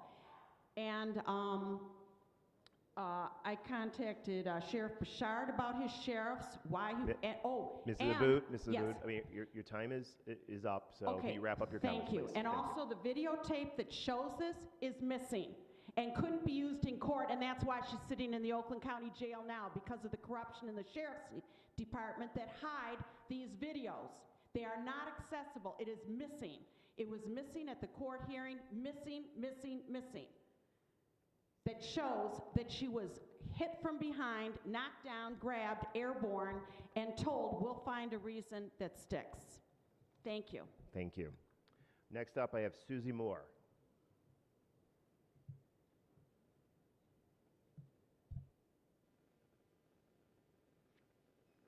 Good morning. I'm Susie Moore. I've been a registered nurse since 2006, most of that time at Beaumont Royal Oak, where I currently work in the 2 North PACU, which is this post-anesthesia care unit. I'm involved, along with hundreds of my fellow nurses, in trying to form a union through the Michigan Nurses Association so we can have a collective voice in our workplace. I have heard Beaumont administrators talking about the union movement, and they emphasize the hospital's magnet status, nurse councils, rankings, and other factors that have nothing to do with the union. This is about the right of the nurses to decide on a union without interference from the employers. I am proud to be a nurse, and I want to be proud of where I work, but I'm very disappointed in the ways Beaumont administration have interfered with our rights to form a union. I myself have been subject to surveillance by Beaumont security when I and a colleague tried to pass out flyers at an appropriate space. I believe this is intended to scare me away from supporting the union. Instead of every nurse getting up here describing various anti-union activities, I will just list the charges nurses have filed with the National Labor Relations Board with support from the Michigan Nurses Association. This list represents dozens of actions over the course of months. I do not have time to read all of the charges, but here are some of them. Beaumont changed the job duties of a pro-union nurse to isolate her from contact with other nurses, interrogated nurses about their activities on behalf of the MNA and other concerted activities protected by Section 7 of the National Labor Relations Board Act, threatened employees with loss of favorable working conditions if MNA was selected as their collective bargaining representative, permitted nurses opposed to MNA to solicit opposition to MNA from other nurses during work time, announced a rule that prohibits nurses from talking about unions, and has maintained policies which interfere with, restrain, and coerce employees in connection with their activities protected under Section 7A of the Act. Again, I wish we didn't have to file these charges, but we are here to ask you to send a message that Beaumont must respect the rights of nurses during this process. Thank you to the commissioners who sponsored the resolution before you, and I urge you to pass it today. Thank you. Thank you. Next up, I have Liz Martinez.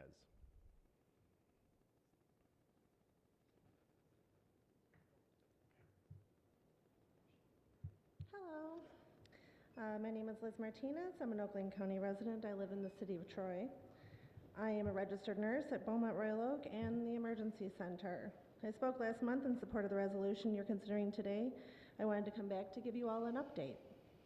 As you know, I and hundreds of my fellow nurses at Royal Oak Beaumont are working on forming a union with the Michigan Nurses Association. Although administration has tried to portray us as just a vocal minority, that is far from true. In fact, we have 1,900 members in our pro-nurse Facebook group, and we have continued to grow daily. The vast majority of the nurses, my fellow colleagues and I have spoke to regarding support of forming a union so we can have a guaranteed voice have been very favorable. We're doing this because we would like to build a better Beaumont. Unfortunately, we continue to see actions from our employer aimed at discouraging people from joining a union. These actions include pulling nurses away from patient care to attend meetings by consultants the hospital has hired to, quote, educate us on unions. In many of these meetings, the consultants provide inaccurate or biased information. Just as one of the examples, the consultant works for a company that brags about union busting on its website. The website touts a company's success in what it calls avoiding a union and fighting a union. Those are the words they use: avoiding a union and fighting a union. I've read in the media that Susan Grant, or CNO, has stated that nurses are not being pulled away from their patients at the meetings. This is absolutely untrue. Nurses have been taken away from patient care for these meetings for months. It continues to happen. In fact, the very day after I spoke with you all last month, 10 nurses in the emergency department on my shift were pulled off patient care to attend those meetings. I can assure you these meetings were not voluntary, as many were told that they had to attend because the EC attendance numbers were quite low. This obviously has an effect on patients in the emergency center, as they frequently have to wait longer for these nurses to come back from their meetings. My fellow nurses and I are not engaged in a smear campaign, as some have said. We're trying to make Beaumont a better place for ourselves and our patients by having a collective voice. I feel the nurses should be able to make the decision about a union on their own, but Beaumont's actions continue to show it clearly gives more support to an anti-union movement, which is clearly biased. Thank you for considering the resolution today, and thank you for your time. Thank you. Next up, I have, there's a pen mark here. Arena Schmidt. Sorry, a couple names got combined there. I apologize. Good morning. Good My morning. name is Irina Schmidt. I'm a resident of Clawson, and I've been a registered nurse at Beaumont Royal Oak for 5 years. I'm currently working in the ER. I'm working along with my colleagues to form a union with the Michigan Nurses Association. We all want honesty and transparency throughout this organizing process. We expect that from all sides, and we've absolutely seen that from the MNA. That's why it's incredibly disappointing that Beaumont administrators are saying publicly that nurses are not being pulled away from patient care for so-called labor education meetings. Multiple times, nurses in my department have had to cover extra patients because other nurses were pulled away to attend these meetings. We are a level 1 trauma center, which means we frequently get some of the sickest and most unstable patients in the county. We always have a designated trauma nurse trained to work immediately one-to-one with this highly unstable population. At least 3 times, that trauma nurse has been taken away to cover other nurses to attend these meetings. There was one day in particular that we were intentionally short-staffed in our critical care area due to a nurse being pulled to one of these meetings. At the time, 3 of us had to cover 6 ICU patients by ourselves, 2 of whom were at the moment of life or death. Regardless of how anybody feels about forming a union, I hope we can all agree that this shouldn't be happening and it shouldn't continue to happen.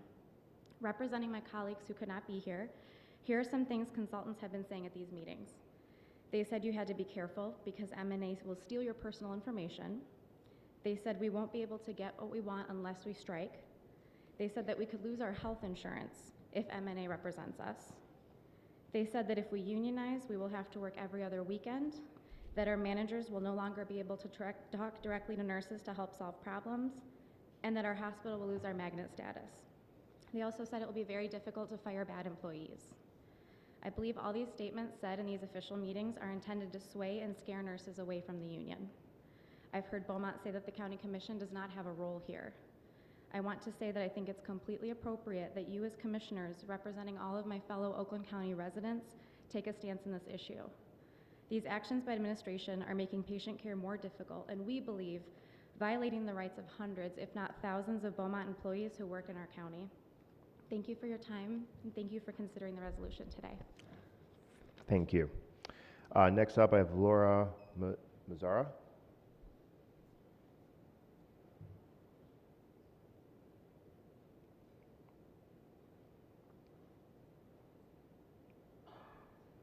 And after that, I have Philomena Corobo. Good morning. Good morning. My name is Laura Mazzara, and I live in Macomb Township. I have been a registered nurse at Beaumont Royal Oak for almost 9 years. I'm one of the hundreds of nurses working to form a union with the Michigan Nurses Association. I want to talk about the meetings that nurses are being forced to attend with the labor consultants that Beaumont has hired. It is my understanding that pro-union nurses are not being invited to these meetings. For example, I personally have not been told to attend a meeting, yet my new coworker was recently made to go to one.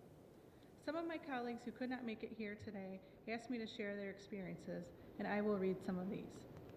One nurse in the neonatal intensive care unit said, "I was pulled away from doing morning labs, feeding 2 babies, and doing morning care at 5 a.m. to go to a meeting." Another nurse said, "Numerous peds," that's pediatric, staff was pulled to attend during work hours from both day and night shifts. Another colleague said, "I was pulled away during our busy time. I wasn't asked, I was told to go, and that it was a mandatory educational session about my rights."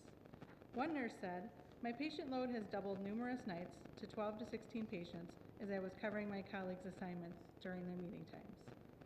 A pediatric nurse said, "The meeting lasted over an hour, and I had to leave a coworker with 8 pediatric patients. While I was gone, 2 more were assigned to our area, a patient tried to flee, and another kid went into respiratory distress." Another nurse said, "I was told the meeting was mandatory. Not going was not an option." This is from another nurse. "I was required to go to these meetings. We each had 6 to 7 patients, and we each were required to cover for 12 to 14 patients for an hour and a half." A nurse who works on an orthopedic floor said, "I was pulled away from my patients to attend the meeting. Was told by management that the meeting was mandatory. We were short-staffed that day." A nurse who works in the Family Birth Center said, "I was taken away from patient care for an hour-long meeting." I don't have time to share more examples, but I think this gives a clear and accurate picture as to what is happening at Beaumont. In addition, at these meetings, nurses report that the consultants will not share their full names or other information about themselves. On the other hand, everyone from the Michigan Nurses Association, since we asked them to come in and help us, has been totally professional and transparent. We appreciate the resolution before you today, and I hope you will pass it. Thank you for your time. Thank you. Filomeno Kurobo. Welcome. Good morning to all of you, and thank you for listening to us. My name is Philomena Kurobo, like you rightly said. I've been a registered nurse for 40 years. However, 19 of those 40 years, to be exact, 18 years and 8 months, I've been at Beaumont. I work in the Family Birth Center, and I'm here to speak about what is going on at Beaumont Royal Oak in terms of my colleagues and I who are trying to form a union with the Michigan Nurses Association. I love being a nurse, I truly do, and I love taking care of my patients. I know Beaumont will be a better place for everyone once nurses have a strong collective voice.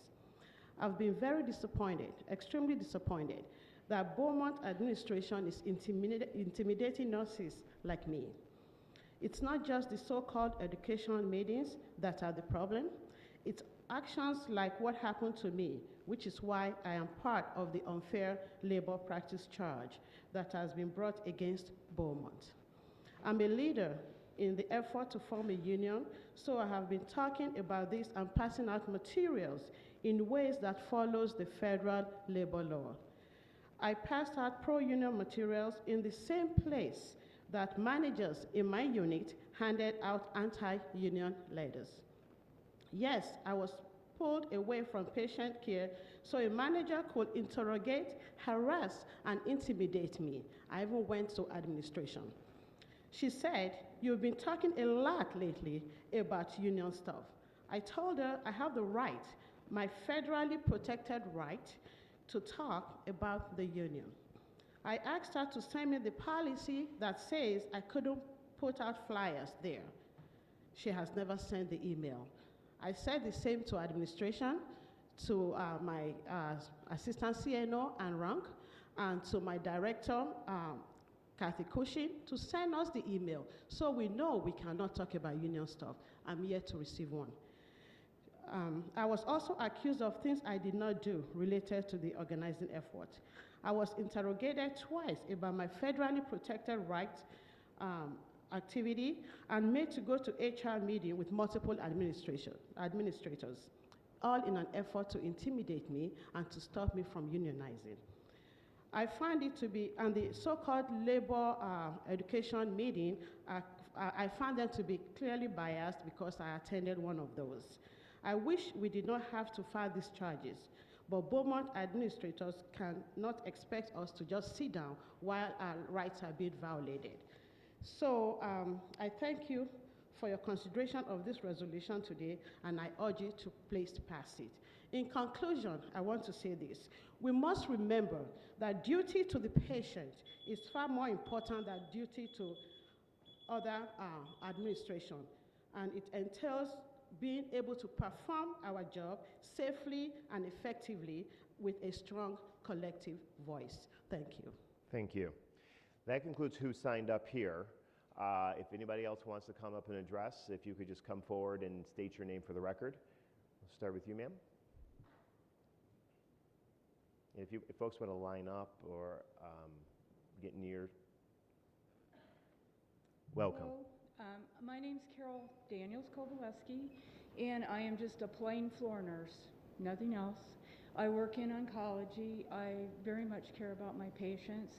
And on breaks, and I stay after hours, as my other colleagues would tell you, and I talk to the other nurses. We have been discussing what we want to do as far as representing ourselves. And one thing I want to thank the union people for pointing out that we have kind of overlooked our responsibility to speak up for ourselves. We've talked about that a lot, and many of us feel that we are highly educated people. We would like to speak for ourselves. To Beaumont, have a group of people, one floor nurse from each unit, that could get together monthly and speak to our nurse executive about issues that we have, and we feel that this would be very beneficial to us and very beneficial to Beaumont. It would be a win-win situation. So I would really like to ask you to please give us that opportunity to do so. Vote no on that resolution for us. Thank you.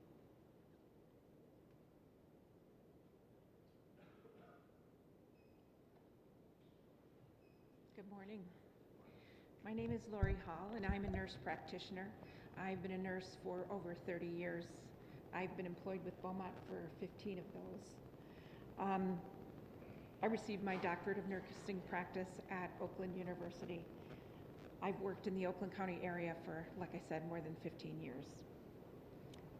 I'd like to point out a couple of things. I'm not going to sit here and belabor the point and tell you, you've all read about this, you've all heard it from other people, that yes, we have attended these classes. But I personally did not feel like these were biased. I did not feel threatened. I was not taken away from patient care. I would like to remind you that there are 3,200 nurses that are employed at Beaumont Hospital, and they are not represented by a union right now. And many of us, most of us, do not want to be. Nurses cover each other for breaks.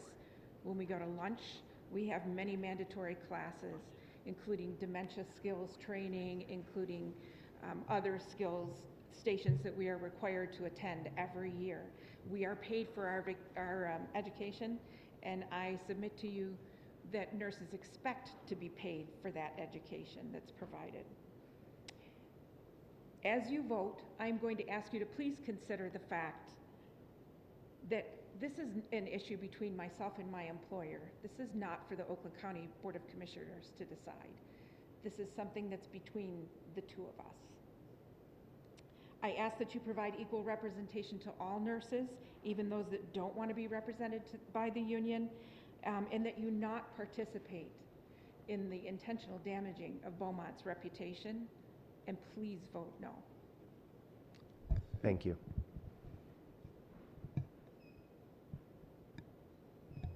Oh, first, the woman in blue, and then you, sir.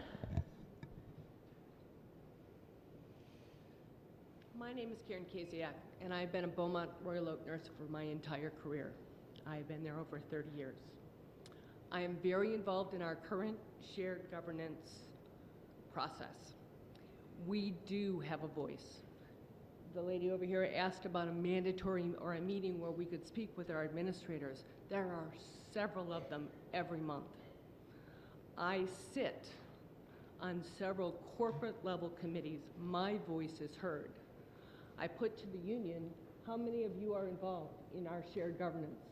How many of you have spoken up? My decision, thank you. Please address your comments to me. My decision whether or not to unionize is between me and my employer. I don't think it is in your purview to make that decision. I also would ask you to protect the reputation of Beaumont and Beaumont nurses. We need to maintain our reputation, because if our business suffers, your business suffers. Thank you. Thank you. Mr. Lipton. And then you're next. Thank you, Chairman Woodward. My name is Larry Lipton. I'm 73 years old. I've been a patient at Royal Oak Beaumont since 1982. I appreciate that the commissioners of Oakland County are addressing the right of people, employees in my neighborhood to form a union without interference, without intimidation. Those who want a union should be able to vote yes. Those who do not should be able to vote no. And I appreciate any stand taken by the commissioners to protect those rights and to give people the right to make a choice. In 37 years, I've had good experiences at Beaumont. I've had bad experiences at Beaumont. Personally, I am aware of problems that have occurred there, and I personally think that employees do have the right to form a union. I appreciate it if the commissioners would consider this seriously and protect people, employees, and give them the right to vote without intimidation. Thank you. Thank you. Ma'am?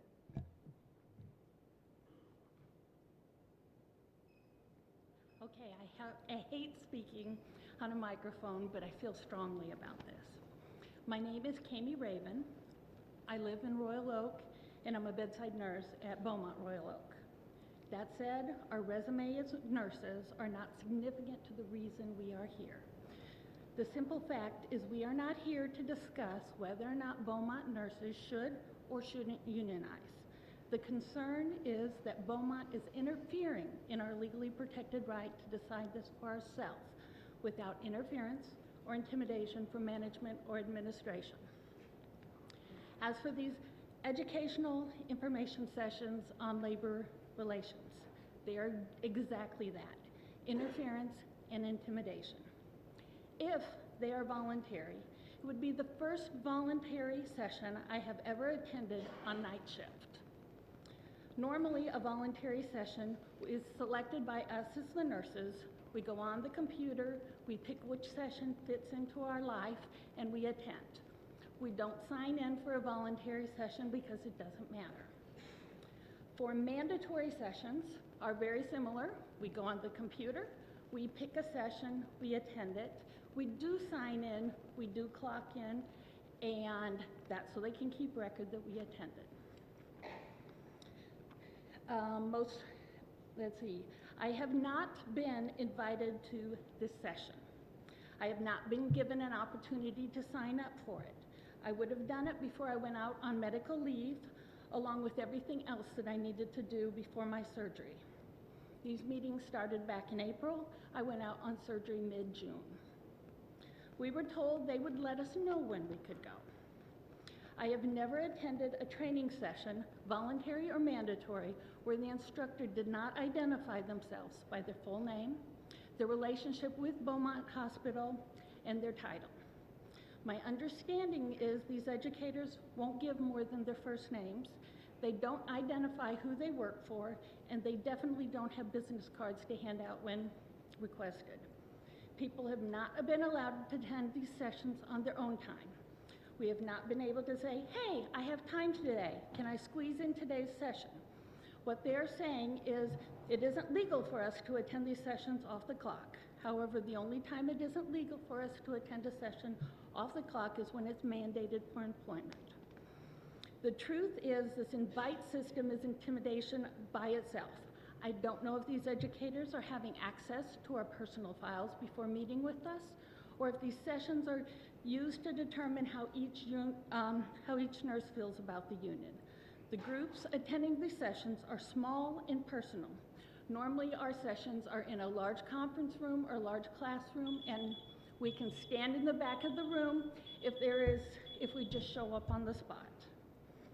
I want to also say, along with this, these self-identified union-busting companies have the kind of meeting that a name for these meetings. They're called captive audience meetings. The people running these ma'am, if you can wrap up your comments, please. have the official title and are registered by the government as persuaders. From their website, this will be my last statement. From the website of one company that we know is involved in our educational sessions, their website says, we can bridge the gap, help employees see the facts clearly, train and coach your employees and supervisors, and help you maintain a union-free environment. Tell me if this is truly non-interference with our right to decide this for ourselves, either for or against the union. Thank you. Thank you. Good morning, everyone. I'm Nancy Sussick. I'm the president of Beaumont Royal Oak, and I've been there 5 months. But I'm very invested in Beaumont. I've been with Beaumont 33 years, started as a staff nurse at Beaumont Royal Oak, proceeded leadership positions there, and then moved to the Troy campus and became chief nursing officer, chief operating officer, president, and now came back just a few months ago, 5 months ago, to the Royal Oak Hospital. I want you to know our senior leadership team, our chief nursing officer, chief operating officer, are all nurses, and we deeply care about Beaumont Royal Oak and its nurses. I also proudly served my country in the United States Navy for 24 years. Kept that job as a staff nurse all the way until I retired just a few years ago, because I wanted to make sure that I kept in touch and was an actual patient advocate and knew what happened at the bedside. And I do believe I do know what is happening at the bedside. When I returned to Royal Oak 5 months ago, I had a lot of nurses that I wanted to listen to. I wanted to know what priorities I needed to set while I was at the hospital as a new leader there. I encountered large numbers of nurses who are asking questions about their legal rights when the whole unionization move had begun at Royal Oak. They wanted to know what was unionization, what were unions in general. And as a nurse and an advocate for nurses, and as president of Beaumont Royal, it's my duty, it's my responsibility to provide and assure our nurses fact-based information so they can make informed decisions about this very important matter, which is probably one of the most important matters they'll have in their nursing careers. The other thing, the MNAs, you've heard some of the MNAs nurses say that we've constrained their voices or their rights. Daily, they are in our cafeteria, setting up tables, handing out information, talking to people. They're in our lobbies. They're actually around the clock, so it's not just during the day, it's around the clock they're there. And I have not stopped any of that, and I will not. That's their right to be in public places, but not patient care areas. Each nurse has their legal right and is protected by federal law to make their own educated decision about whether to unionize or not. I support nurses' rights, and I think it's revealing that the union is trying to suppress nurses from getting complete information that they've asked for. Nurses can choose to not go to these classes if they want to, and many have, and not one of them has been disciplined for not going. Patient care is number one. I ask you, and I appreciate your support of Beaumont nurses. I do believe this is not for the commission to weigh in on, and I ask you to vote no on this resolution. I want to be able to work with our nurses and resolve these issues without the involvement of the commission. Thank you.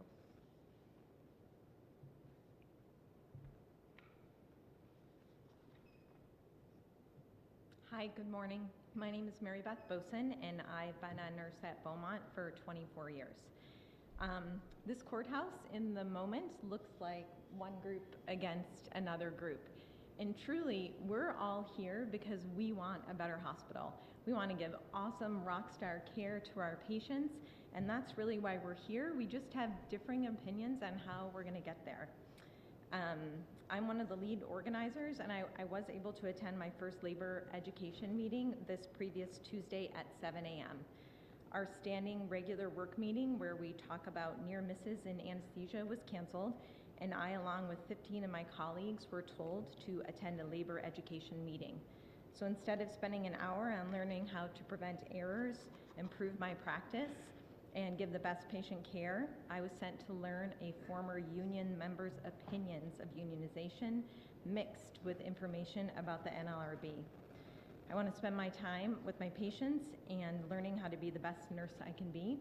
These labor education meetings are not helping me to do that. Fun fact, the very beginning of the meeting, our presenter said, "I may lie to you."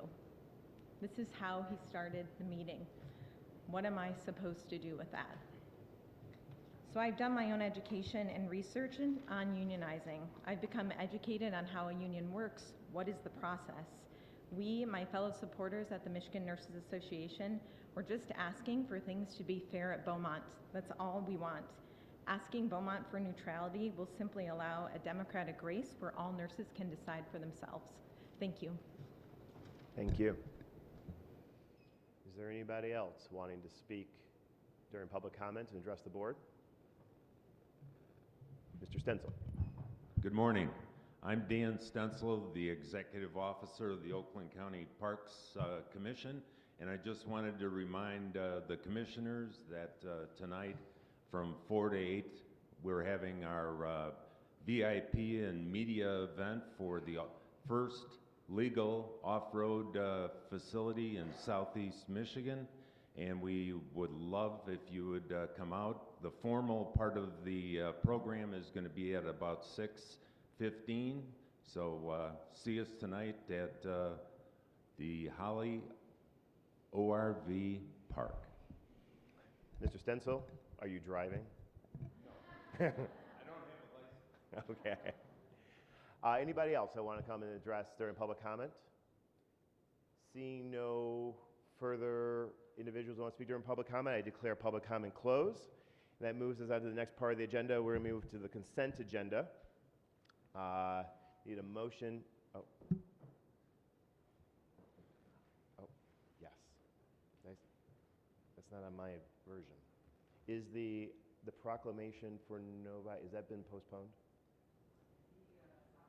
Yeah. It's next time. Okay. All right, good. Now, yeah, so we're on the consent agenda.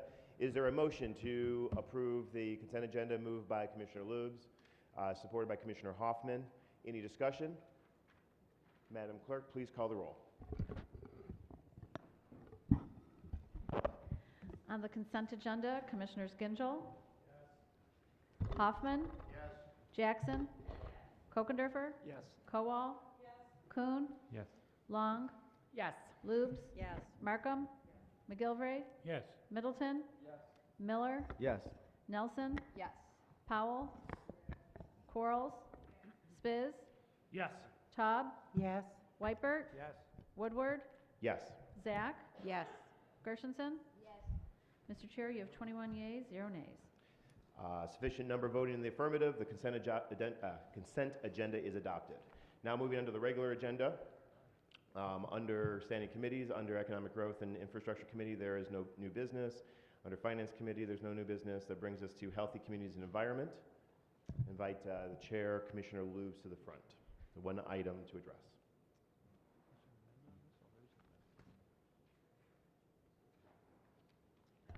Thank you, Mr. Chair. I have one item on the regular agenda today.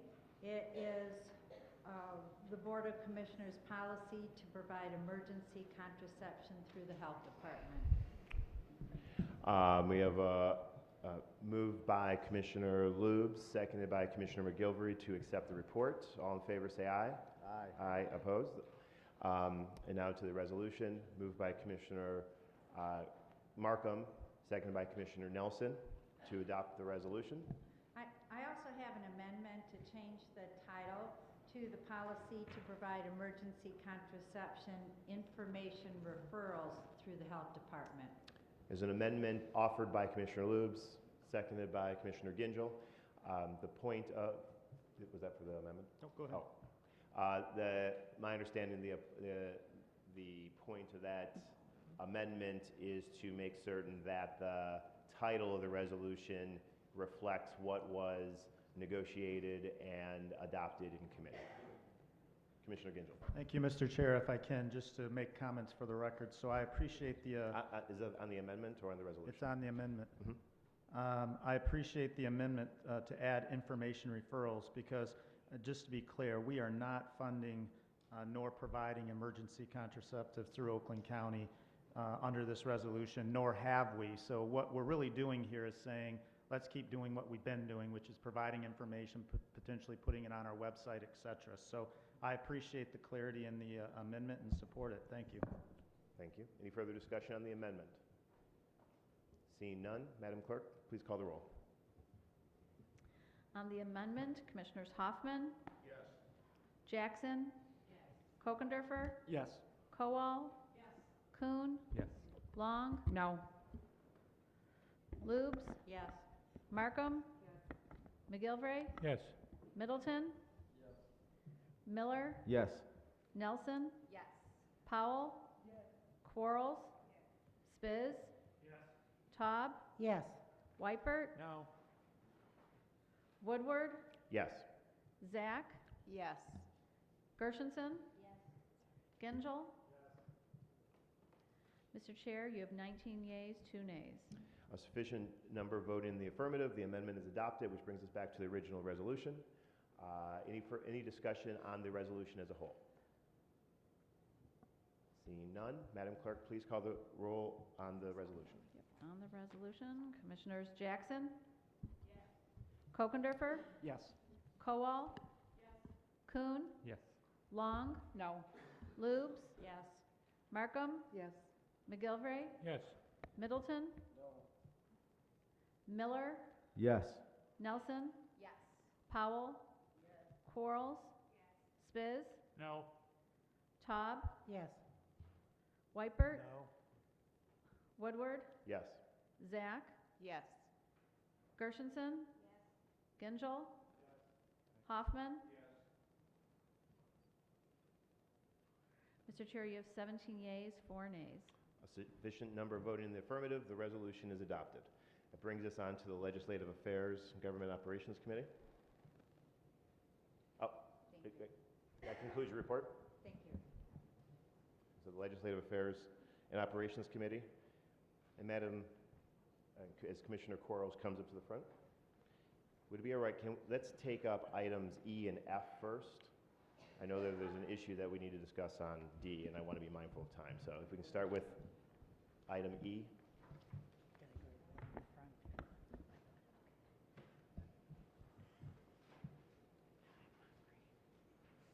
I didn't mean to throw you off, Commissioner. I just want to be mindful of people's time. No problem. Thank you, Mr. Chair. I have 3 items on the regular agenda. I am starting with item E, which is MR 19219, the Board of Commissioners support for... 212. Oh, excuse me.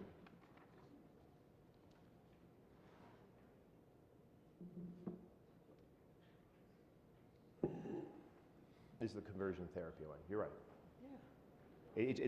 It's miscellaneous resolution 19212. 212. Which one did you just do?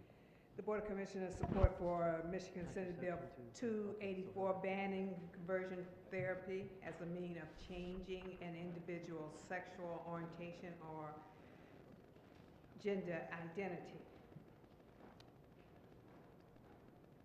And Commissioner Quarles moves the report, seconded by Commissioner Zach. All in favor, say aye. Aye. Aye. Opposed, nay. The report is accepted. Commissioner Quarles moves miscellaneous resolutions 19212 to support Michigan Senate Bill 284 banning conversion therapy as a means of changing individual sexual orientation or gender identity.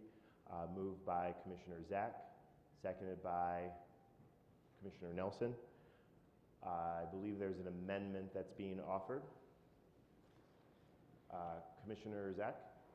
Yes, there was discussion in committee We checked out with the Oakland Community Health Network, and I want to insert, you should have a copy, another whereas the Oakland Community Health Network, the primary mental health service provider in Oakland County, has indicated their opposition to the practice of conversion therapy and supportive efforts to ban its practice by certified mental health practitioners. I got an amendment, also a letter from their leader, Ms. Downey, saying that they are opposed to it as well. And so I understand that the reason it was passed unanimously in committee, we kept it on the regular agenda because we were anticipating this amendment. So moved by Commissioner Taub, seconded by Commissioner Zach, that amendment. We're good? Any discussion on the amendment?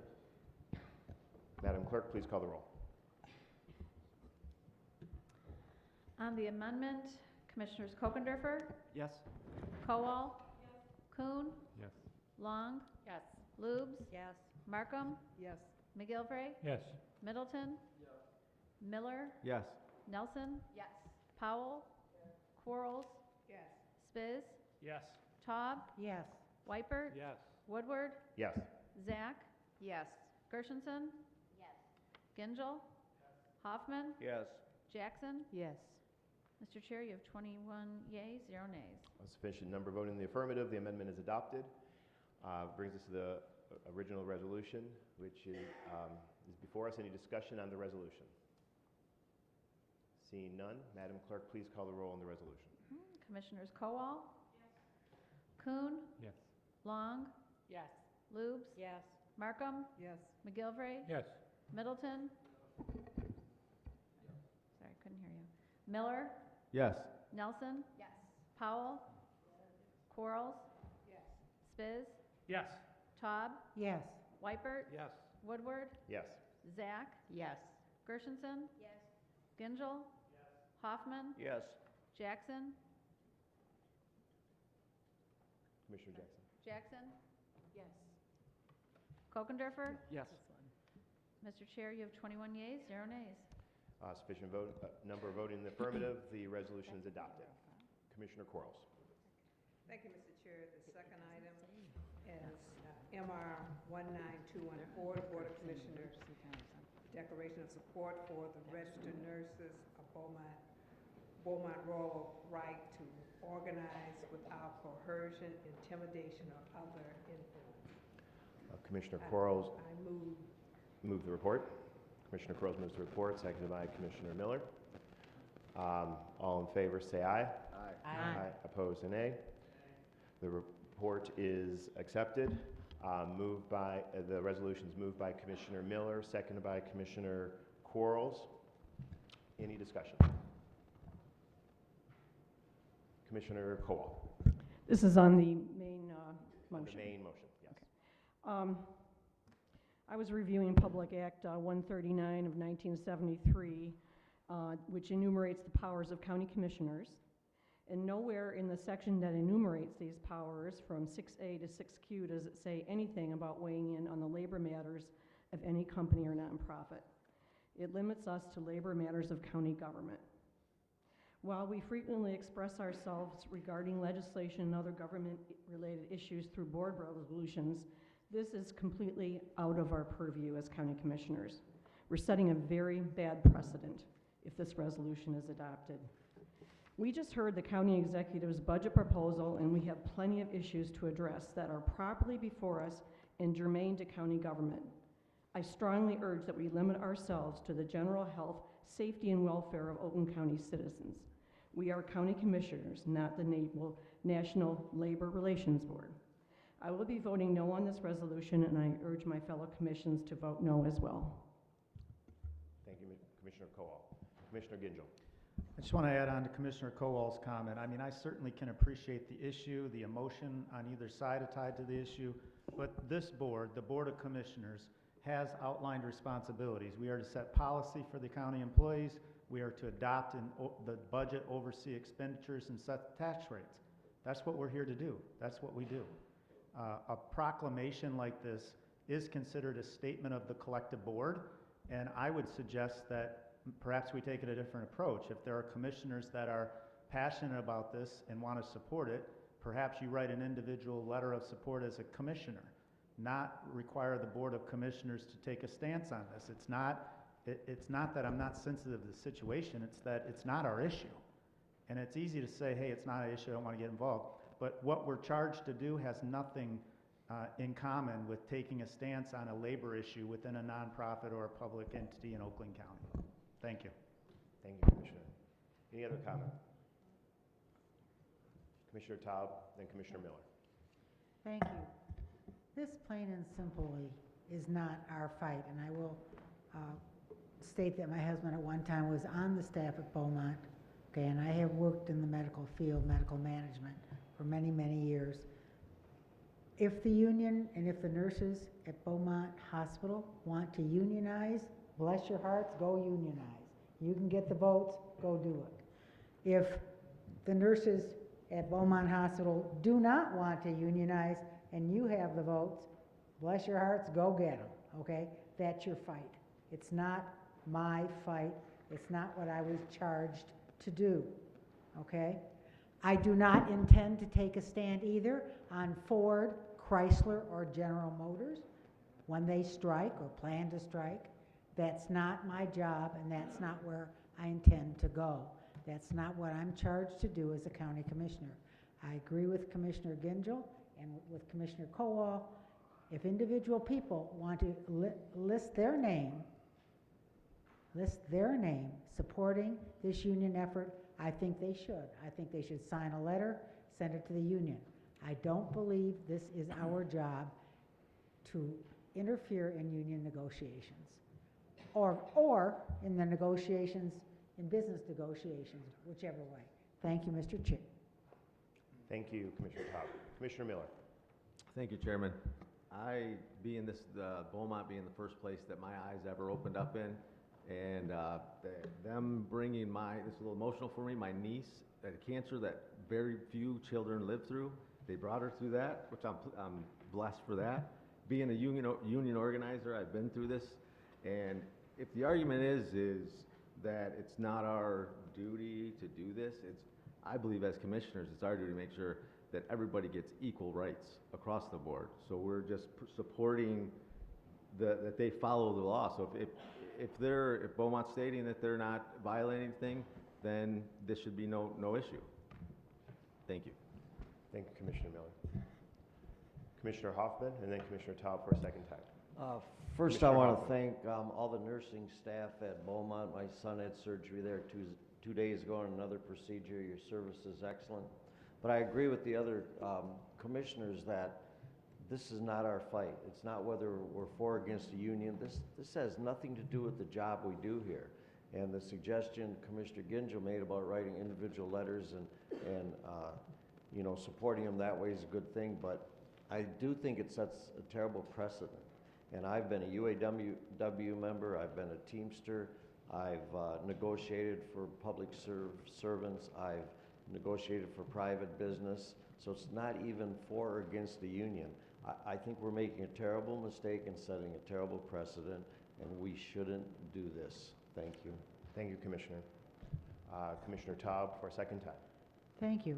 You know, many, many years ago, even before I was born, the National Labor Relations Board was set up for just this type of fight. That's not us. We're not national. We're not the federal government. We're not even the state government.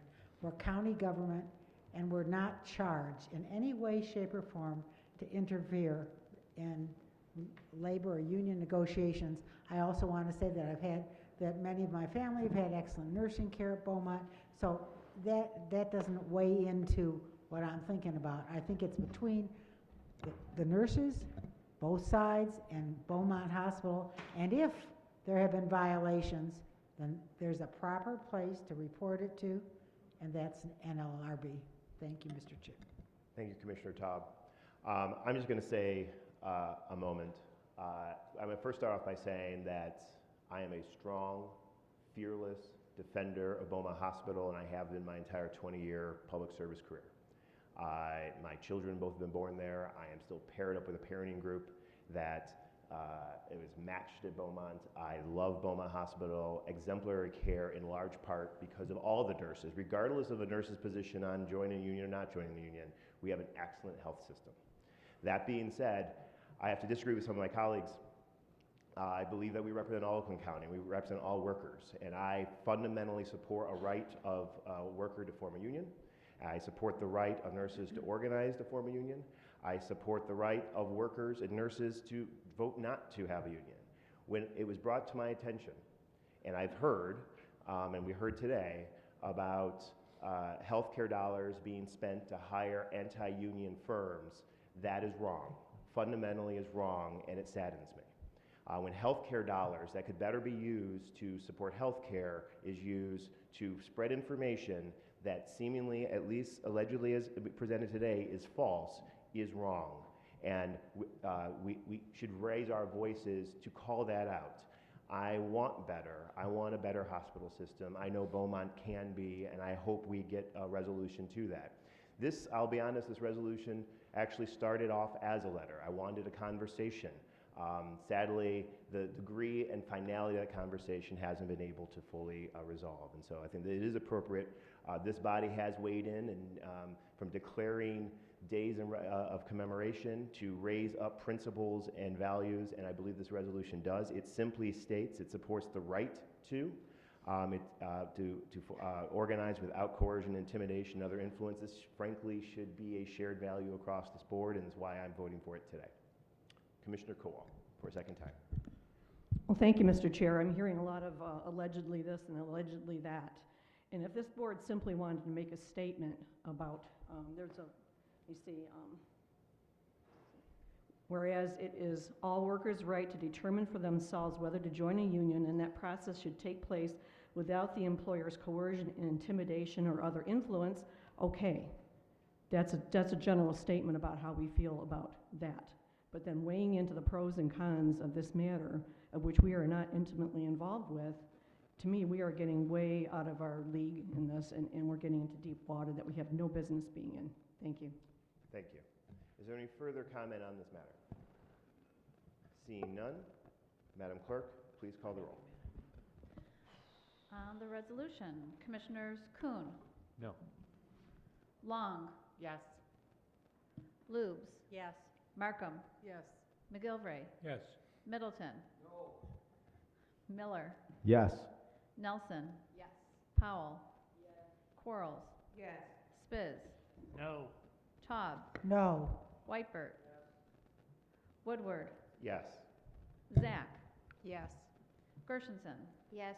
Gingell, Hoffman, No. Jackson, Yes. Kokendorfer, No. Kowal. No. Mr. Chair, you have 13 yeas, 8 nays.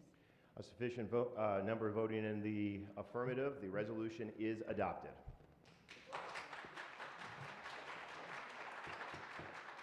No displays, please.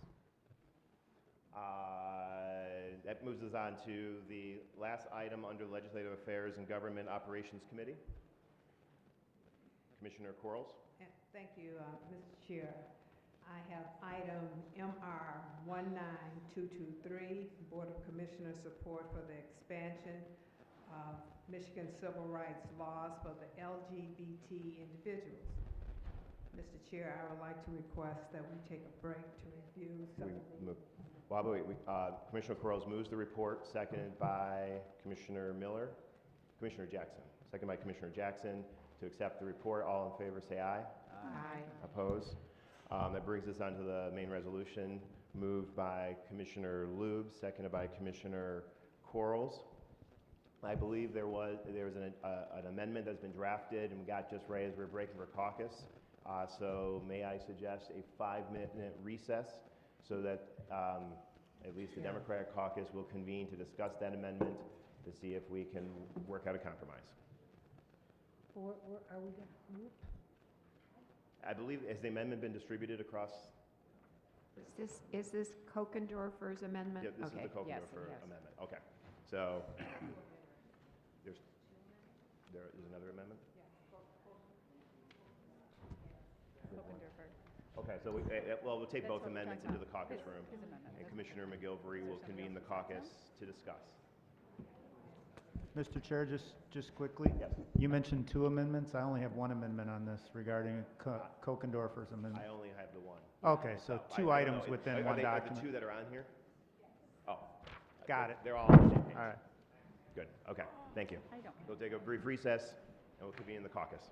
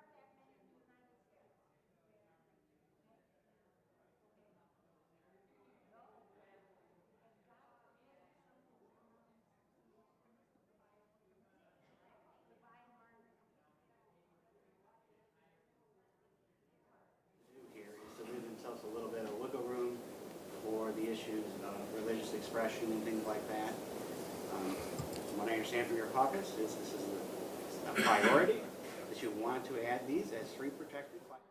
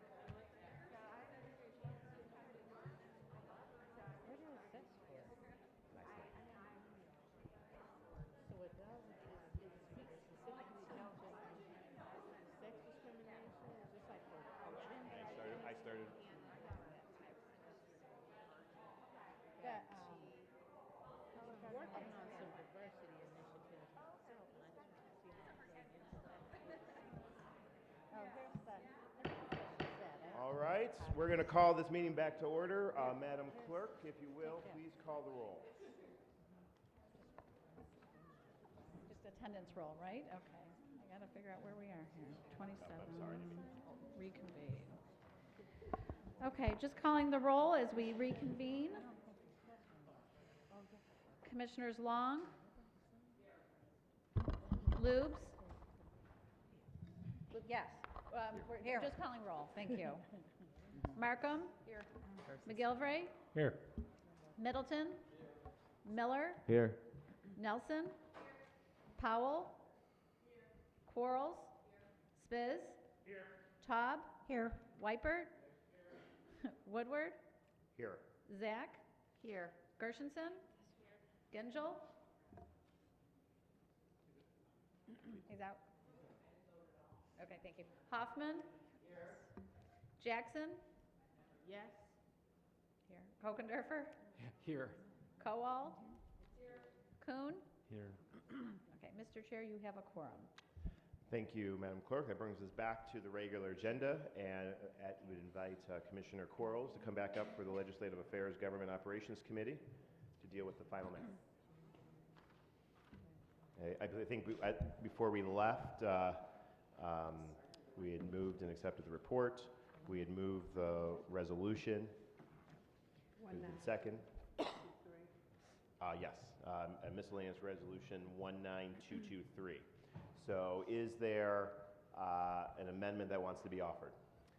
Commissioner Kokendorfer. Thank you, Mr. Chair. Yeah, I would like to make a motion for an amendment. First off, I'd also like to say that I personally am in favor of expanding the Elliott Larson Civil Rights Act. I think it's more than past time. I do have concerns about naming specific bills, in part because we don't know how those bills may change, and I think we may get broader support if we make this resolution broader.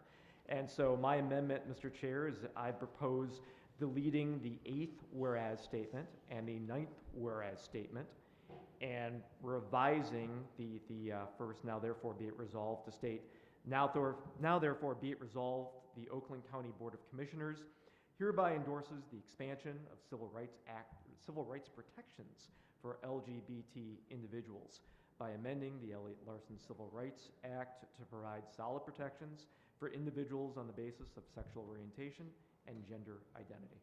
I support that. And supported by Commissioner Wipert. Any discussion on the amendment? Commissioner Taub. Yes, thank you.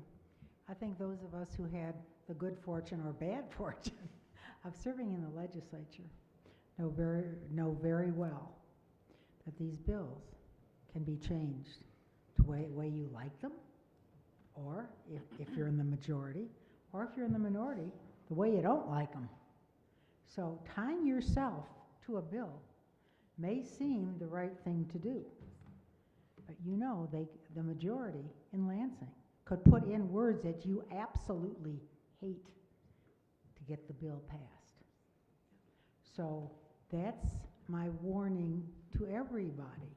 You don't know what's going to come out of Lansing, okay?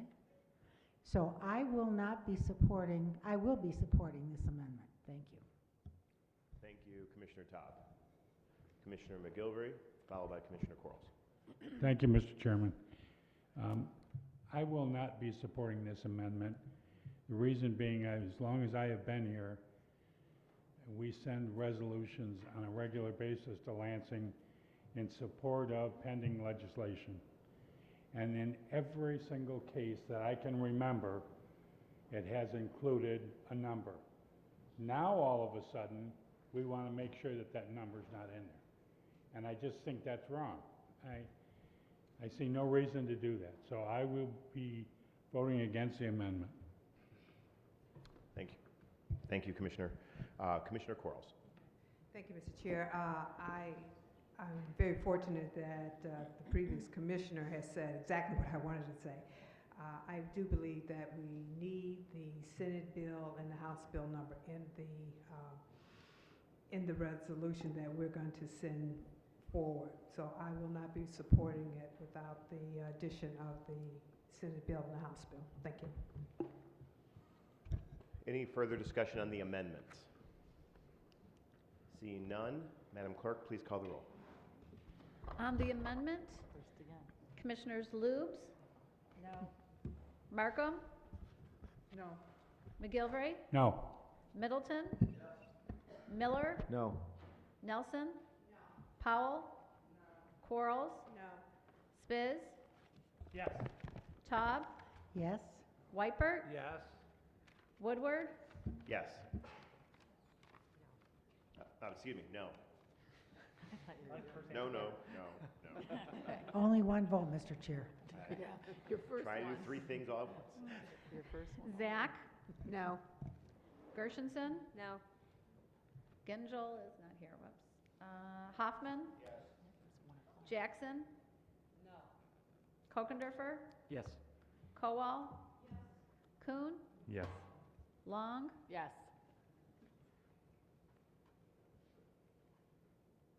Mr. Chair, you have 9 yeas and 11, wait, 1, 2, 3, 4, 5. Yeah, 11 yeas. Sorry, 11 nays. 9 yeas, 11 nays. Insufficient number voting in the affirmative, the amendment fails. Now back to the original amendment before us. Is there any further discussion? Seeing none, and the resolution before us is the Board of Commissioners weighing in support of expansion of the Michigan civil rights laws for LGBT individuals. Madam Clerk, please call the roll. Commissioners Markham? Yes. McGilvray? Yes. Middleton? Miller? Yes. Nelson? Powell? Quarles? Yes. Spiz? No. Taub? Yes? Whitebird? Woodward? Yes. Zach? Yes. Gershenson? Yes. Hoffman? Jackson? Yes. Kokendorfer? No. Kowal? Kuhn? No. Long? No. Lubes? Yes.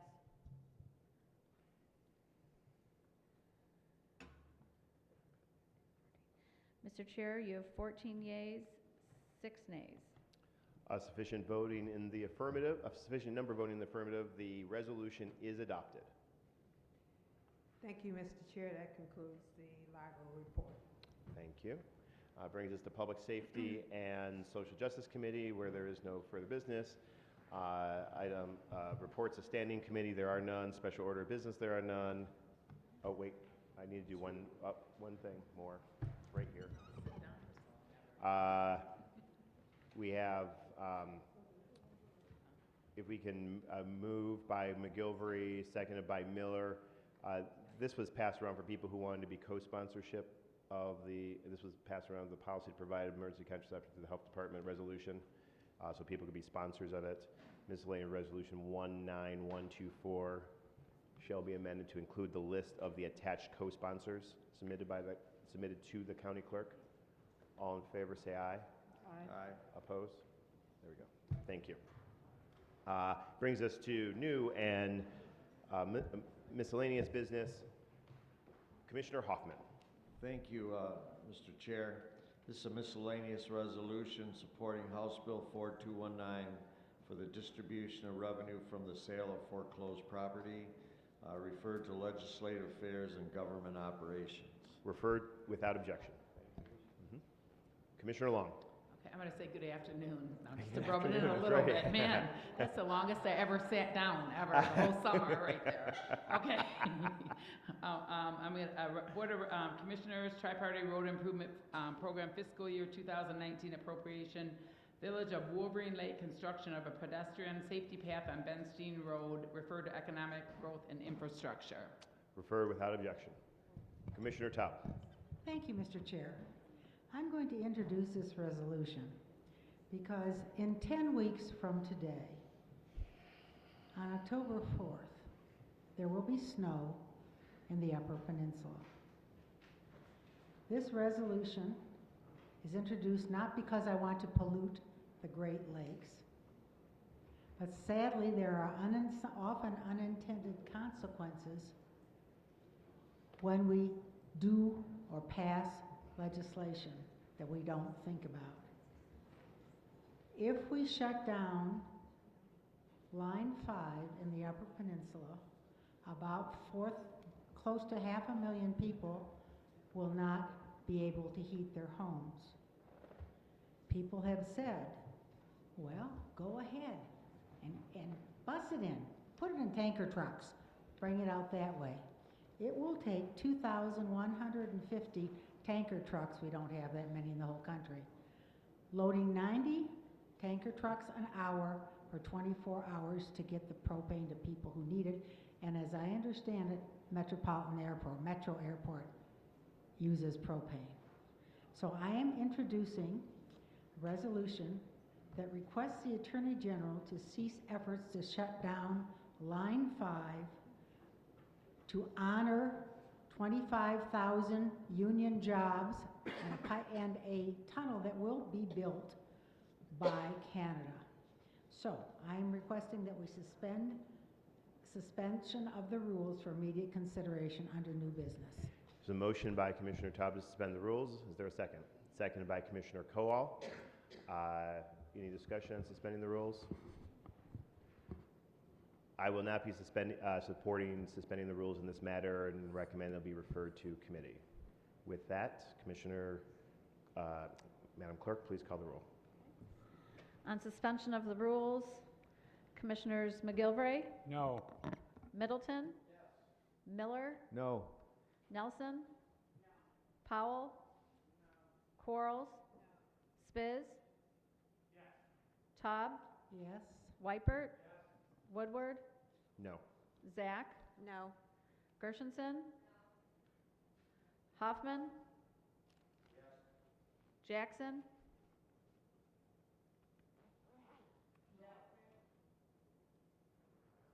Jackson. Kokendorfer? Not here. He left. Yes. Okay. Kowal? Kuhn? Yes. Long? Lubes? Markham?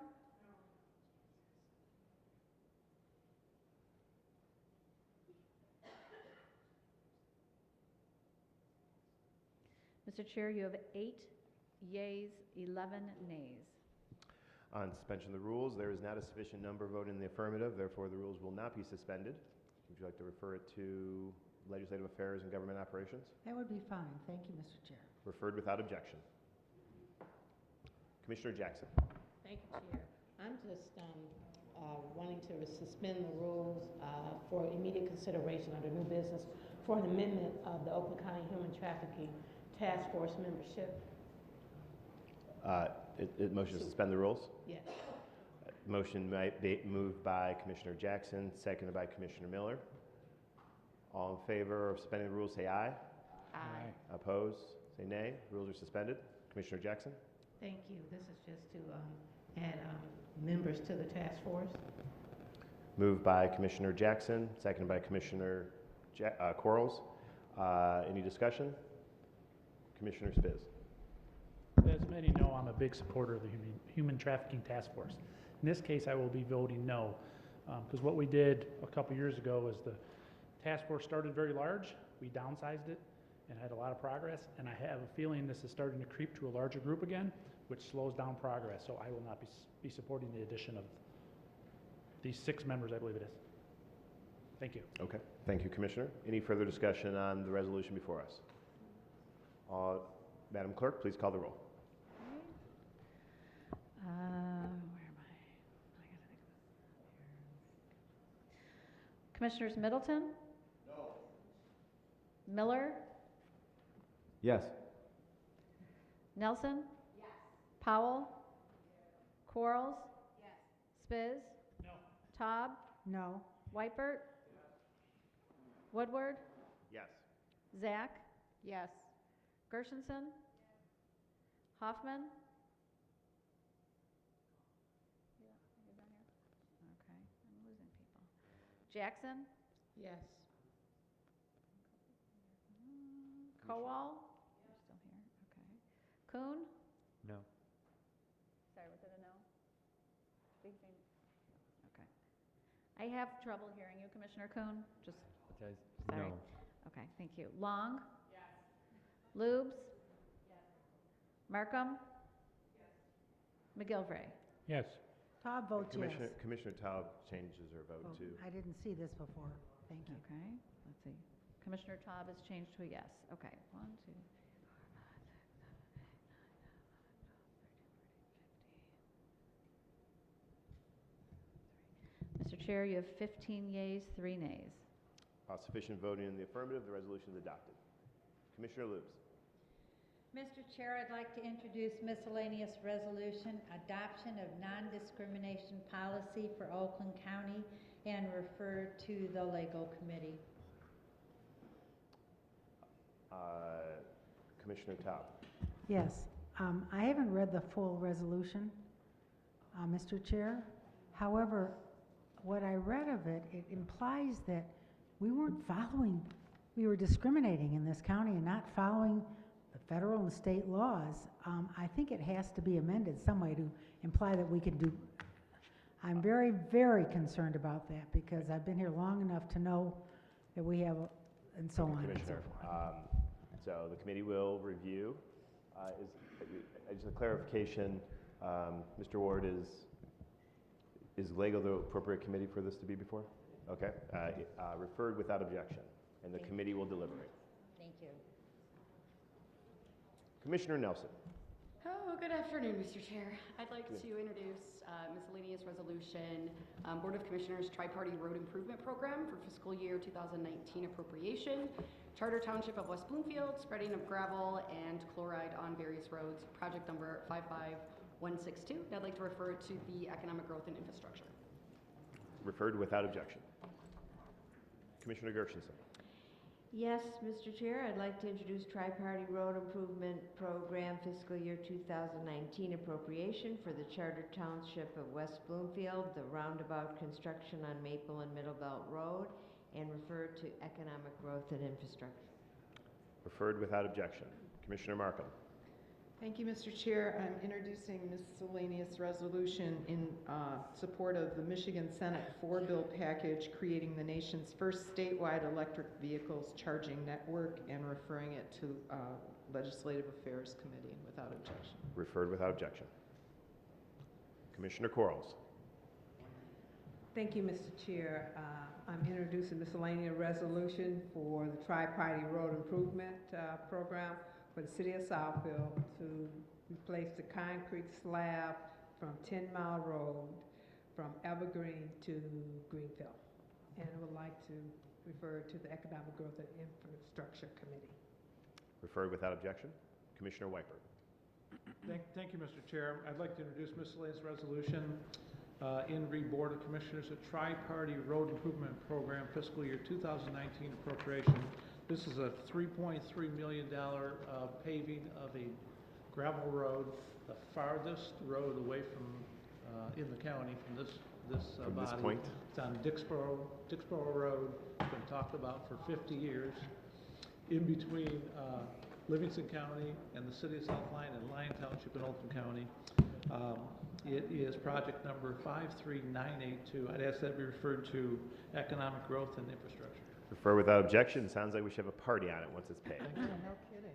Bill's expense. That's right. Commissioner Spiz. Thank you, Mr. Chair. I would like to introduce Tri-Party Road Improvement Program fiscal year 2019, Charter Township of Oxford, culvert replacement on Wood Trail in Paint Creek for project number 54254. Refer to Economic Growth and Infrastructure. Referred without objection. I think that got all of them, at least all of them I saw on my list. Is there, seeing no other further new or miscellaneous business, moves us to announcements. Commissioner Gershenson. Yes, I just want to announce that the suffragette meeting will convene now. Commissioner Kuhn and Commissioner Powell, if you can join us in Committee Room A. Any further announcements? I think you heard the announcement from from Executive Director Dan Stencil about the ORV. I hope to see some folks there this evening. And with seeing no other further business, we'll stand adjourned till July 31st, 2019 at 7 p.m. or at the call of the chair.